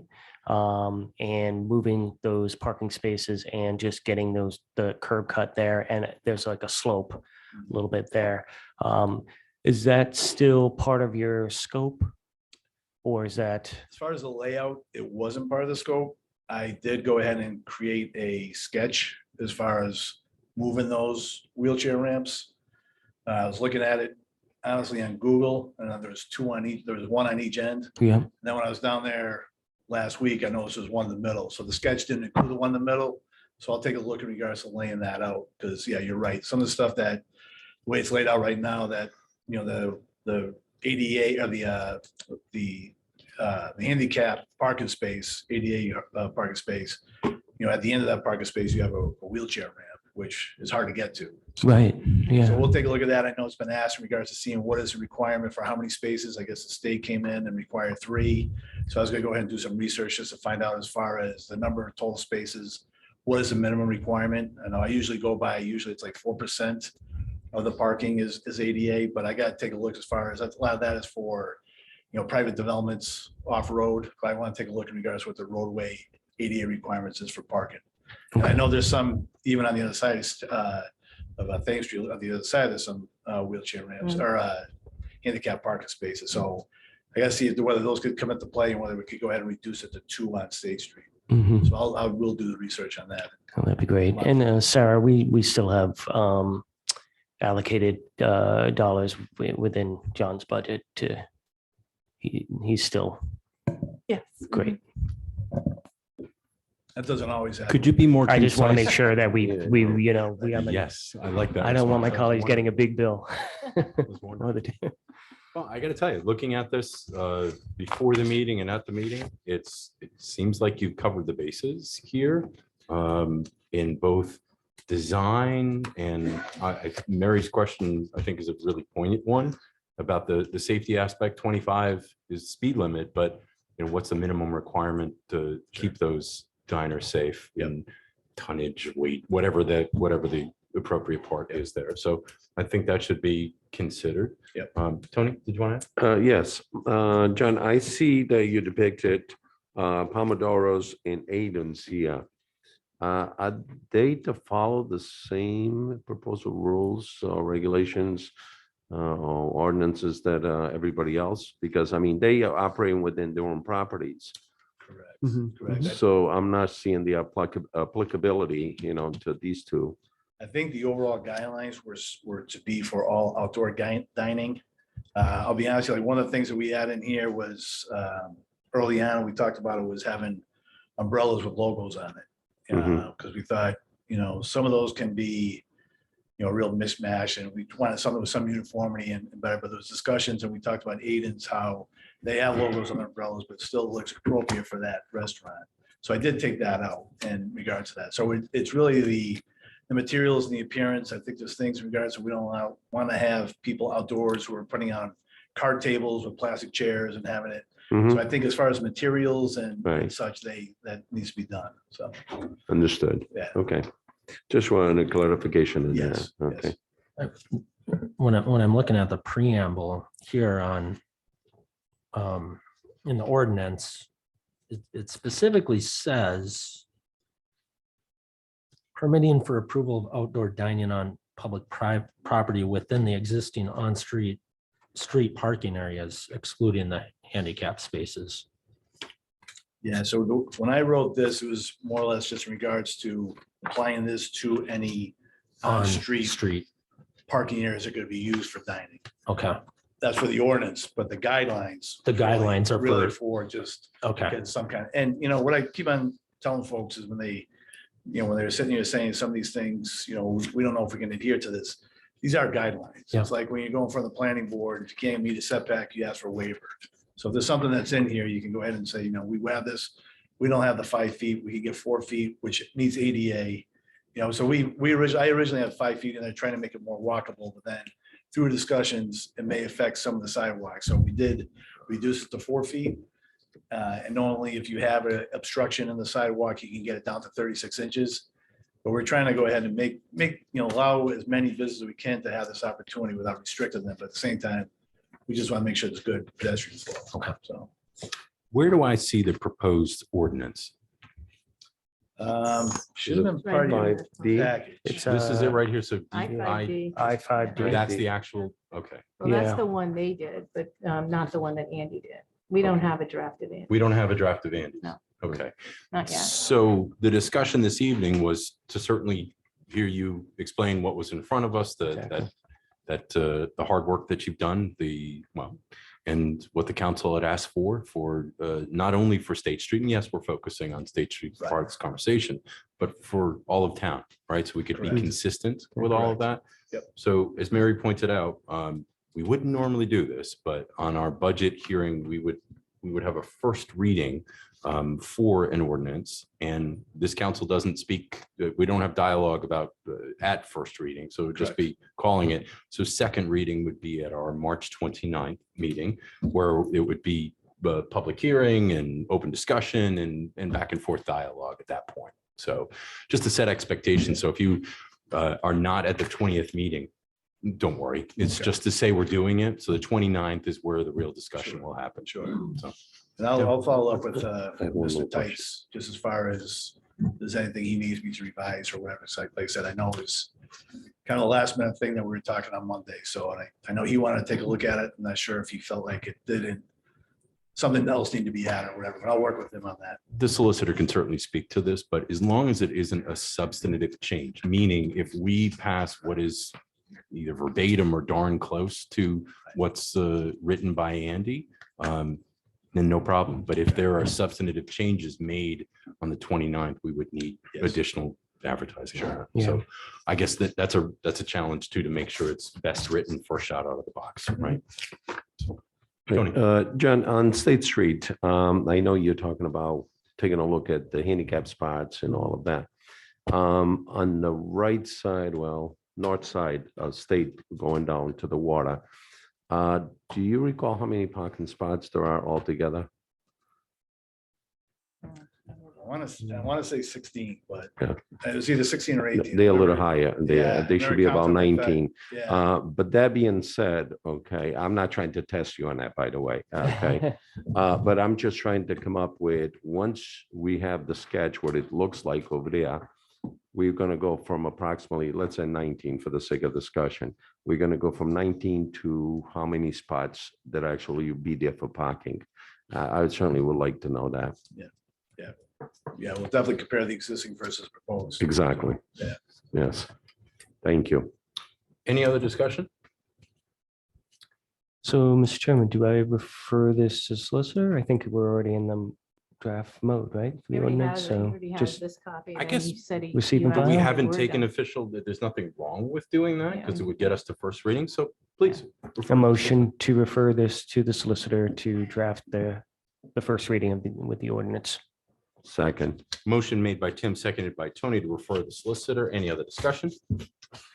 Hearing none, all in favor? Aye. Any opposed? Thank you. Thanks, Thank you, sir. Sean. Thank you. Awesome. Thank you.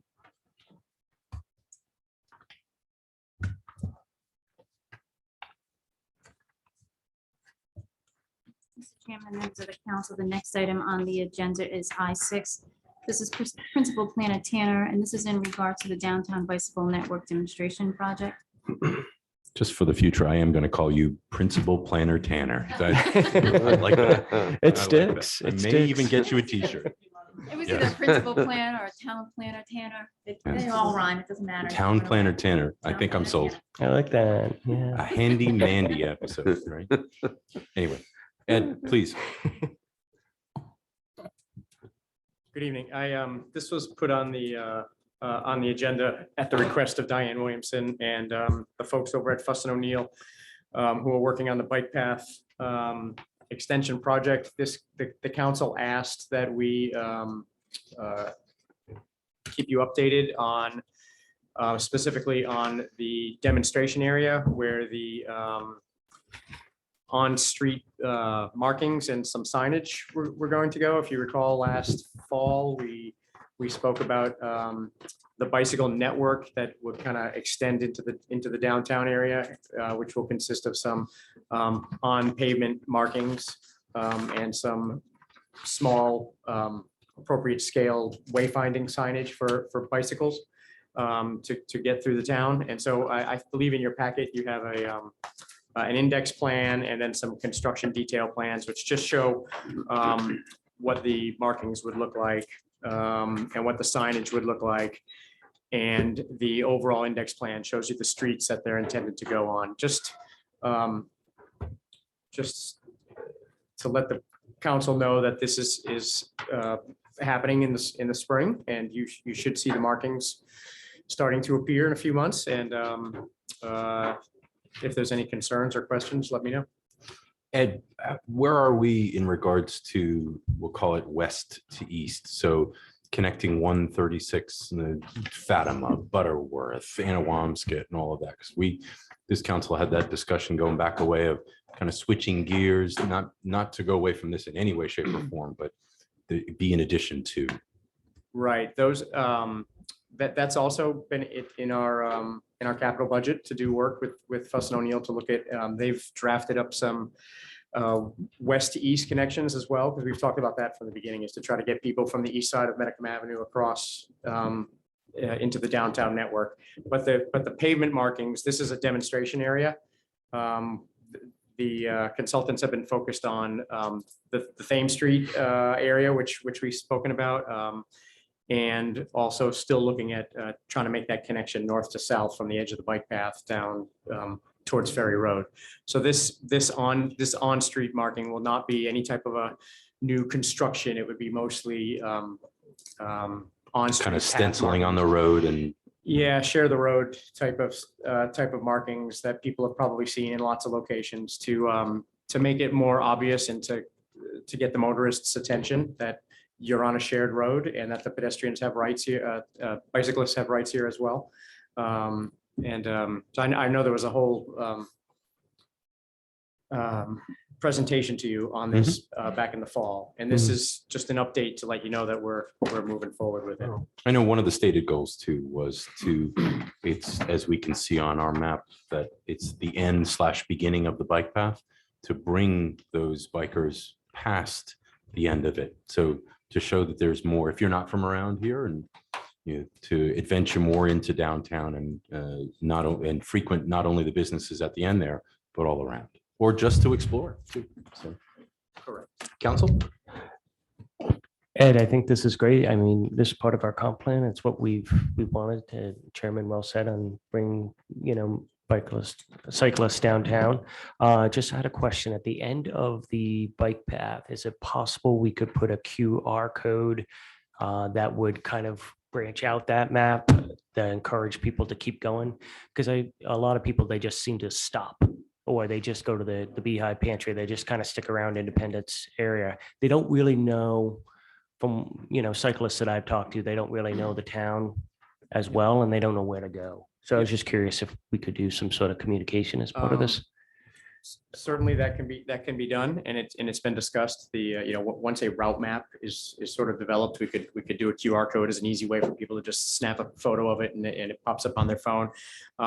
Some of the wayfinding signage will point you towards specific destinations, waterfront, downtown, similar to our larger, vehicle wayfinding that we did a few years ago. And they're following the same color schemes. The signs are going to have different logos and be a little bit smaller, a lot smaller in many cases, more pedestrian scale.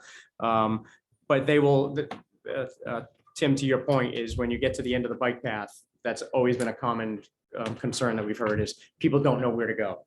So yes, there's some other plans that were not in your package that show specific markings and specific sign locations. They're still being tweaked, but I think you'll be pleased. You'll see that at the end of the bike path. I'm excited for it, Ed. It looks great. Okay, thank you. It'd be really cool, Ed, too. I've noticed that some of the communities, when they have like signs up that, demonstrate what streets you can go to, will have those like public bike repair stations too. And I noticed that when I was out in Minnesota one time over visiting my mom, and I thought, wow, it would be cool to have something like that in Bristol. And it's usually funded through private people, right? They'll usually give money to the town so that they can have their name on it or something like that. Yeah, they're about $1,500. We've looked at them. It'd be great to have one like over near the restrooms at the end of the bike path or something like that. Absolutely. We've talked about that as well. Cool. And I know we've had quite a bit of discussion on this, but I'm so glad to see this come to fruition and us moving forward with it. Much ado. Thank you. So no action is needed. So just to receive and file. So moved. Second. Motion made by Tim, seconded by Aaron. Receive and file. Any other discussion? Hearing none, all in favor? Aye. Any opposed? Thank you. Mr. Chairman and members of the council, the next item on the agenda is I-7. This is Town Administrator Contenti and the Tax Assessor DeMayo. And this is in regard to the tax rate change. Mr. Administrator? Thank you. We're pleased to present a presentation this evening to you after last meeting's discussion relative to tax relief for our residents and the also growing problem of partially occupied homes in Bristol, which really puts a strain on our housing stock. So as you recall, last meeting, we talked about potentially mirroring Middletown and Newport, who have successfully implemented the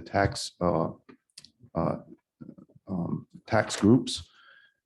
Michelle DeMayo, our tax assessor, has been working very diligently on this. And I think the main points to focus on is how it'll provide relief to our residents and also be a fair tax rate for our commercial businesses and our investment properties here in Bristol. Also, very important to notice is that there would be a provision, and we would recommend a provision that any investment property in Bristol owned by a non-resident could also seek this benefit of a residential occupied rate if the tenants are year-long residents. So many houses in Bristol have our residents, our neighbors that have lived there for many years. They would be able to seek the same tax incentive, providing the units there are long-term rentals and not short-term rentals. But I think all these details are pretty clear in the presentation, and Michelle, the mayor, our tax assessor, is prepared to present it. Hi, Michelle. Hello, good evening, everyone. Good evening. So I'll just go to the next slide. I think it's important to open it up of why now? Why change this rate? So in the governor's budget last year, there was legislation approved that said any town that is providing a tangible tax exemption must cap that tax rate at what our tax rate was for 2022. And because Bristol has one tax rate over all properties, residential, commercial, and tangible, we now have to get approval on legislation to take out that tax, the tangible tax rate. In discussions with the town administrator, this is a good opportunity to change our tax rates overall, give our residents a little break, keep them in town. We've all heard, the feeling that residents are getting pushed out. It's becoming unaffordable. We want to keep them here. So just going on what the administrator has already mentioned, there is a housing shortage, and that's throughout the country. What can Bristol do to help out these individual families who want to make Bristol their home? One way, hopefully, is to keep them in their homes, make it more affordable for them. In hopes of having less short-term rental properties, less Airbnbs. We want the residents year-round. So our proposed structure would be two tax rate categories: a residential owner-occupied tax rate and a residential non-owner occupied tax rate, as well as commercial, industrial, and any apartment buildings of 6 residential units or more. These models are used in neighboring communities, Middletown and Newport.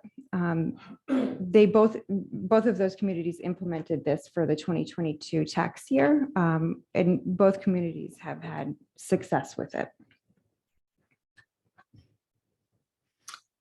So this is just a breakdown of the tax rates for Middletown. There's not a huge gap between residential owner occupied and non-owner occupied. They do have a separate commercial rate that is not the same as the non-owner occupied. And then, of course, their tangible tax rate.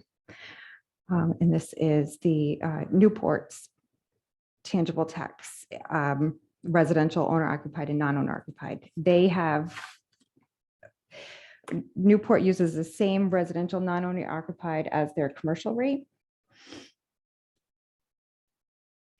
And this is what we're proposing for Bristol. And this is just to help you understand kind of what it could look like if we continue with this. So the residential, what I did was I took the 2022 tax roll and divided into categories, what I'm assuming is residential, and this is just by information I have on hand, that their tax bill is mailed to their Bristol address. I took out any properties that the tax bill is not mailed to the Bristol address and put them in a separate category. I pulled out all what is considered commercial properties, and that's any property with a state class code of commercial. And then I pulled out all of the exempt properties. I took that data, figured out what our tax levy was for just the commercial properties, just the non-owner occupied and the owner occupied, and came up with this proposed tax rate based on what we levied for taxes in 2022. Based on legislation that was approved last year, our tangible tax rate would be frozen at $13 or capped. If for some reason the tangible property is valued higher, that the rate can be lowered. It can go below 13, but it can never go above $13. So this is just a breakdown of all the Middletown, Newport, and Bristol, so you can kind of compare what we're proposing to what those towns implemented last year. Michelle, okay, I noticed that Bristol, Newport, and Middletown all have different tangible. And you Yes. said that we couldn't go up, we could So only go down. It's Did they set it by? only for towns that offer a tangible tax exemption and don't already have their tax rates split out. So it affected Bristol and I believe 4 other communities. Okay. There were one of the few that has the tangible tax exemption. Yeah. That's a good thing. We also included in here the tax rates of all the municipalities in Rhode Island. I know it's a little small. It's a lot of small. It is in your packets that were provided to you as well. We are still in a very good place here. We're not as high as some communities. We would still be in line with what we're offering now. Well, our current rate changing nothing. We're bottom third right now. Right. That's a good thing. That's a We're, very good you know, thing. Bottom third as in lowest. So it's outstanding. Continue, please. All right, so then comes the question of how we would define an owner. Just some examples that we put together. A valid Rhode Island driver's license or state ID that has the Bristol address, voter registration card, a vehicle registration that has the Bristol address. If they have another address, they need to provide us proof that they're not receiving this exemption in another jurisdiction. They must reside in the home for 7 months of the year, and the number of dwelling units must not exceed 5. And the reason we settled on 5 there is, according to the state property class codes, any building with 6 units or more is considered commercial. And then to the administrator's point, if there is an apartment building of 5 units or less, they could provide us leases for each unit in their building, as long as they have a 1-year lease and they are residing in those apartments for the full year. We could also offer them the exemption, Question the on that. tax rate. So that would be a yearly occurrence then, correct? Correct. Okay, thank you. So our separate property classes will be class 1, residential real estate consisting of 5 units or less, owner occupied. Class 2, residential, commercial, industrial, non-owner occupied, 6 dwelling units or more. And then the class 3 would be the tangible personal property.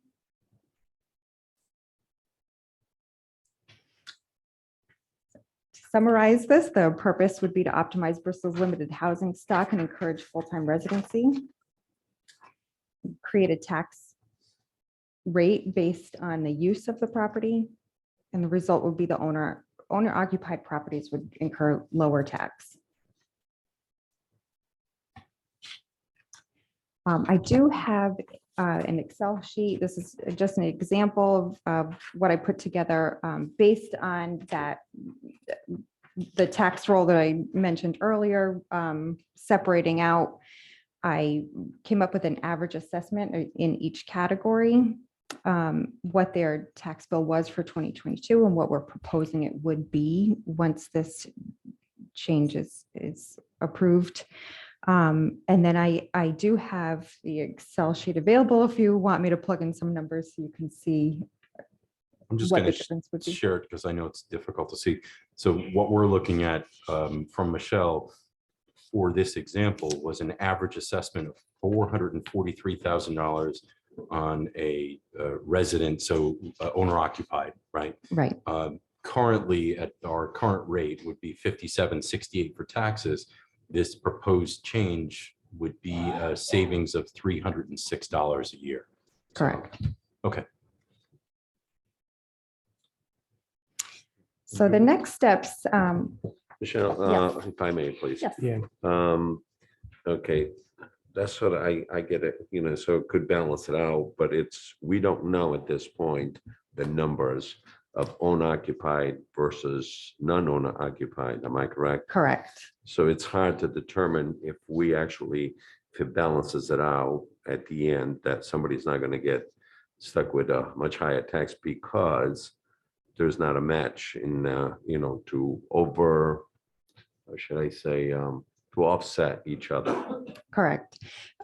So the next steps right now is to propose the legislation to separate out Bristol's tax rates.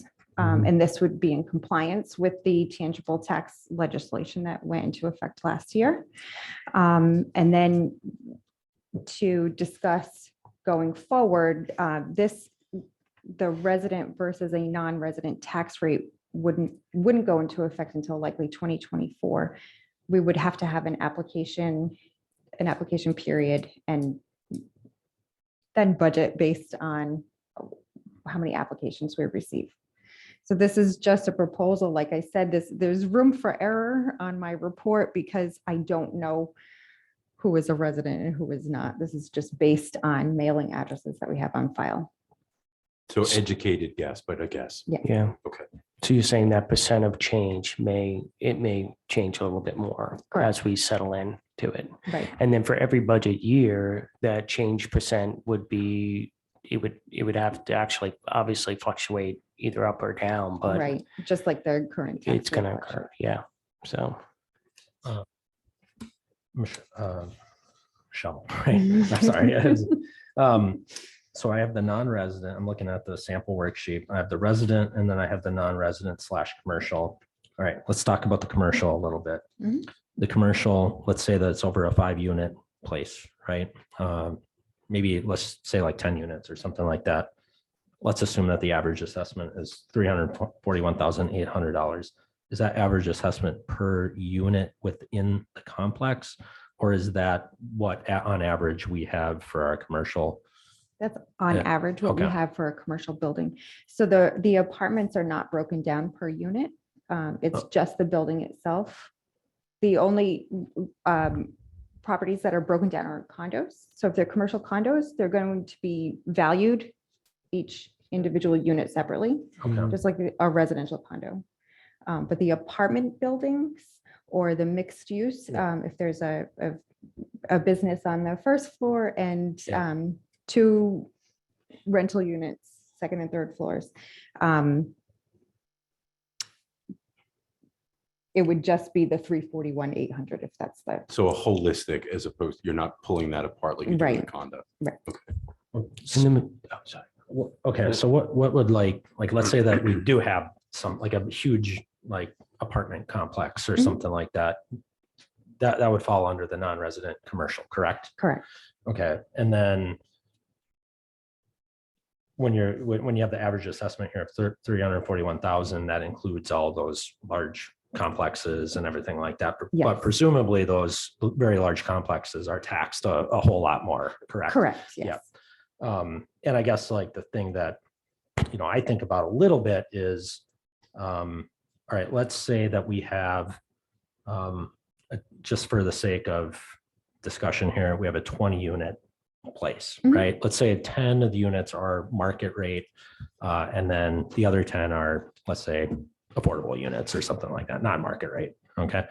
The non-market rate ones are gonna have a lower property tax rate, right? That are not based on anything that we're going over today, correct? Right, because Because the it's set by building. law, right? Right, Yeah. so the building is assessed, Mhm. the 20 units are assessed as if they're full market, and then Okay. we make adjustments for the affordable housing. Okay. And that's on the assessment side. You wouldn't see that on the tax bill, that adjustment. Okay. So the overall assessment will include that affordable housing percentage already coming off. Okay. Okay. All right. Yeah, thank you. So Thanks, Michelle, very good. I just wanted to double check. So this, I mean, I think this is like a good idea for us to move forward, but it doesn't totally capture some of the issues that and concerns that I have. So we talked about this all going to a workshop after the budget. Still is. Still is, okay. And I know that we need to get the legislation, the enabling legislation to the state pretty quickly. So I just wanted to make sure because I'm still, like where I was a little, and I talked to you a little bit before the meeting, I was a little confused about the 4 or 5 units. Because some of what I was thinking about is, you know, people who are just investing in their, in property, they might be living in one, whatever, but, you know, on the short-term rentals, like, you know, they might own 10 houses. And that is making a big chunk of money if it's short-term rentals. And how do we get after that? And how do, you know, because we need whatever we call it. In what I gave out last council meeting, you know, whether it's a homestead, I don't care what we call it, you know, it's homestead exemption, something to help our seniors, like our older seniors in particular, maintain their homes, and then how we can offset some of that financially through like the short-term rentals or the commercial, what's, you know, what people are investing in as far as housing for student housing, where they're making a lot of money, short-term rentals. I just want to make sure that doesn't get lost, because I'm not sure how that's going to make crosswalk with all of this, but I think they're all multiple steps, but I think that all needs to be done and discussed as we move forward. It may take several months to come up with all of that, you know, one step at a time kind of thing. So Mary, I agree. What I see this, and I think we all see this, including you, is step one is we allow the opportunity, right? And to be clear to all that are watching is that this is just examples. This isn't a set tax rate. This isn't the proposed tax rate. There's still a whole lot of information that needs to be garnered and verified before next steps would be taken. But it will allow for the town, this council, the administrator and departments to be able to have, actually, Michelle, you hit it on one of them, to be in compliance with the tangible tax recent changes from the state. And as importantly, to address things, Mary, just as you brought up about short-term rentals, and that workshop, that's not the only thing, that's one of many things, but that workshop would include that. And you're right, we've talked about multiple times about, we'll call it a homestead, but the goal of a homestead, right? Making it more affordable for older residents that have been here a long time. In a fixed or semi-fixed income, taxes go up because they need to, costs go up because they need to, but income doesn't go up. So that's what we're trying. That is the multitude of things and the multitude of levers that are trying to be addressed. Step one, we move forward with this if this council believes it's valuable and appropriate. So if we go forward with this, we would have the potential of 3 tax rates, but probably only have 1 this year because there's a whole bunch more we have to do, including that workshop. And then once those things are moving forward, again, Mary, to your point, we kind of boil it down to what we believe is appropriate and then propose potentially 3 tax rates, right, on a go forward basis for next year's budget. Did I capture that okay? Yes. You did. So can I just make a motion then that we, you know, forward the resolution and to the General Assembly and the draft legislation that would enable us to even have this conversation and allow us to go forward in making this change as we're, you know, moving along with workshops and discussions and research and so forth. Would it be just a tweak of adopt the resolution? Is that Yeah. is that a reasonable? Okay, just making sure. All right, so I heard that as a motion. Is You there a have the second? resolution in here. so- I'll second that. Okay, so we had a motion made by Mary, seconded by Aaron. Discussion? So one of the things I coincidentally was able to, we do hockey, right? Lots of hockey in our family, 3 days a week. In Newport, there's a lot of Middletown families that do hockey as well. And so I had a chance to talk to them a little bit about the tax structure that they're in, and they've experienced the change from the initial tax structure, that whatever the single rate might have been or whatever, to a tiered one. And it seemed to have a lot of positivity about it. And so it caused me, some of my concerns were addressed by my conversations that I was having with them. So. No, I certainly appreciate, all the work that's been put into this, and we've had this discussion over and over, so it's about time that we get something on paper, so we do. Now it's time for us to move forward and continue the discussion. I like the idea that Mary proposed, let's send it to, a resolution to send to legislation to give us the opportunity to continue and even be able to actualize this at some point. Any other discussion? Mr. Administrator? I would also maybe suggest that we set up an additional workshop where we can present an ordinance that it can be readjusted as you see fit, and So we have an upcoming, to that end, we have an upcoming workshop unscheduled. Springtime is the goal after the budget, right? That would include this dialogue. From the results of that workshop, we may need additional workshops, right? We don't know what we're going to be able to accomplish or what needs to be. And as we open this up, we may find more, we may find streamline and be able to move forward. But be prepared to have additional meetings solely on this topic.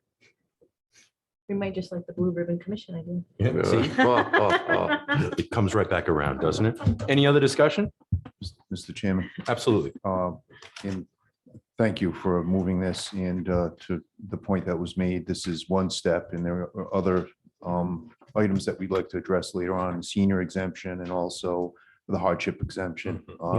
They really haven't been looked at in many, many decades. And also, I'd like to thank our operations manager, Erica Dickovitz, who worked with Michelle on this. Great. Yeah, that's a wonderful looking presentation up there. I got to tell you, I like the colors and all of that. It's good stuff. So, I joke, but I'm serious. It does look, it looks great. And thank you for saying that, Mr. Administrator. There was a lot of effort put into this, and this council sees it. And this council has also put a lot of effort in, but this was a wonderful first step. Every journey, first step, right? This is it. So any other discussion? Hearing none, all in favor? Aye. Any opposed? Thank you. Mr. Chairman and members of the council, the next item on the agenda is I-8. This is Director of Public Works Perella. This is a request for granting notice to proceed with the fiscal year 2023-2024 road resurfacing project. I make a motion that we move forward, or Second. that he moves forward. Motion made by Tony, seconded by Mary to approve the Approve. request Yes. to proceed with fiscal 23-24 budget resurfacing project. Excuse me, road resurfacing project. I apologize. Any discussion? Roads are key.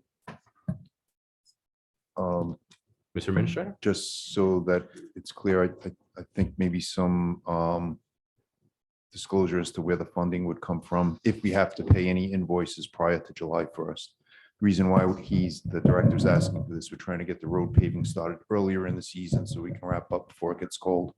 But if the finance director could put that on record where the funds would come from if necessary, I think that's important. Sarah? If necessary, if we get an invoice before, we could borrow from ourselves and then pay ourselves back as. next At a year. low interest rate? Mhm. Yeah, Of course. We actually have those kind of funds? No, just kidding. And yet, thank you, Mr. Administrator. Thanks, Sarah. Any other discussion? Hearing none, all in favor? Aye. Any opposed? Thank you. I'd ask this council's indulgence one more time. If I could have one more agenda item added to recognize someone else who had just recently passed away. I'm sorry, guy, we'll finish that one. Can I have a first. motion of that effect? Yes. So move. move. Great, thank you. So Rich Roderick was a longtime clerk at the police department, active with Mount Hope High School band, generations, and also a school bus driver, passed away recently. I think this is a great example of someone that's an employee, but someone who gave back to the community. And who is this lady? I don't know who this lady is. She keeps talking to me. Fire, police. So, maybe it's and kudos to you, Diane Davis, for, thank you, the 4th of July committee member also, but when we have an opportunity to be able to recognize, sadly when people pass away, but recognize their hard work. We say thank you, and our condolences go out to his family and his friends. Thank you. Thanks, everybody.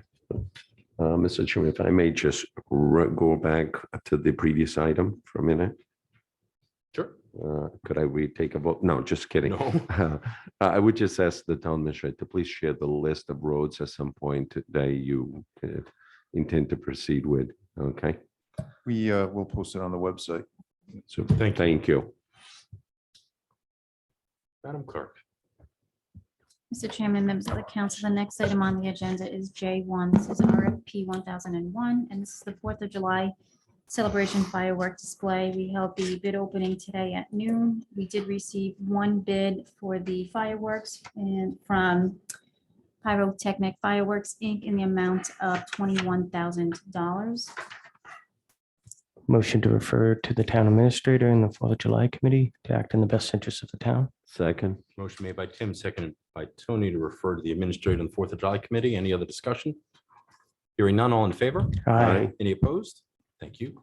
Mr. Chairman and members of the council, the next item on the agenda is J2. This is RFP 1003, and this is the souvenir merchandise for the 238th 4th of July celebration. Again, we had the bid opening today at noon. We did receive one bid for this, and it was from Graphic Inc. in the amount of $49,158.50. Refer to the town administrator to act in the best interest of the town. Second. Motion made by Tony, seconded by Tim to refer to the administrator. Any discussion? Hearing none, all in favor? Aye. Any opposed? Thank you. The next item on the agenda is K1. This is special reports. This is the 2024 consolidation assessment of the listing methodology for the integrated water quality monitoring and assessment reporting. There's also a consideration for water quality assessment submission deadline for April 1st. Anything you needed to share with this council, Ed? See what I did there? You're looking at me. Yes. Planner Tanner? I love three. Tanner, Tanner, that's gonna stick.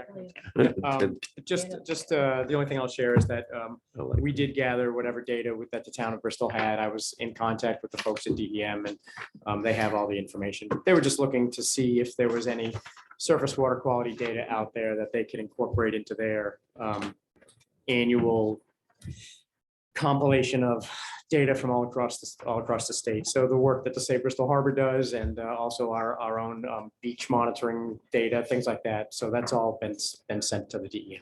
Excellent. So just to receive and file? So moved.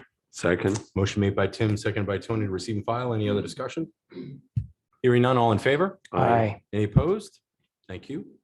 We don't have any town solicitor, correct? All right. Was there anything else? Did I miss anything? Motion to adjourn?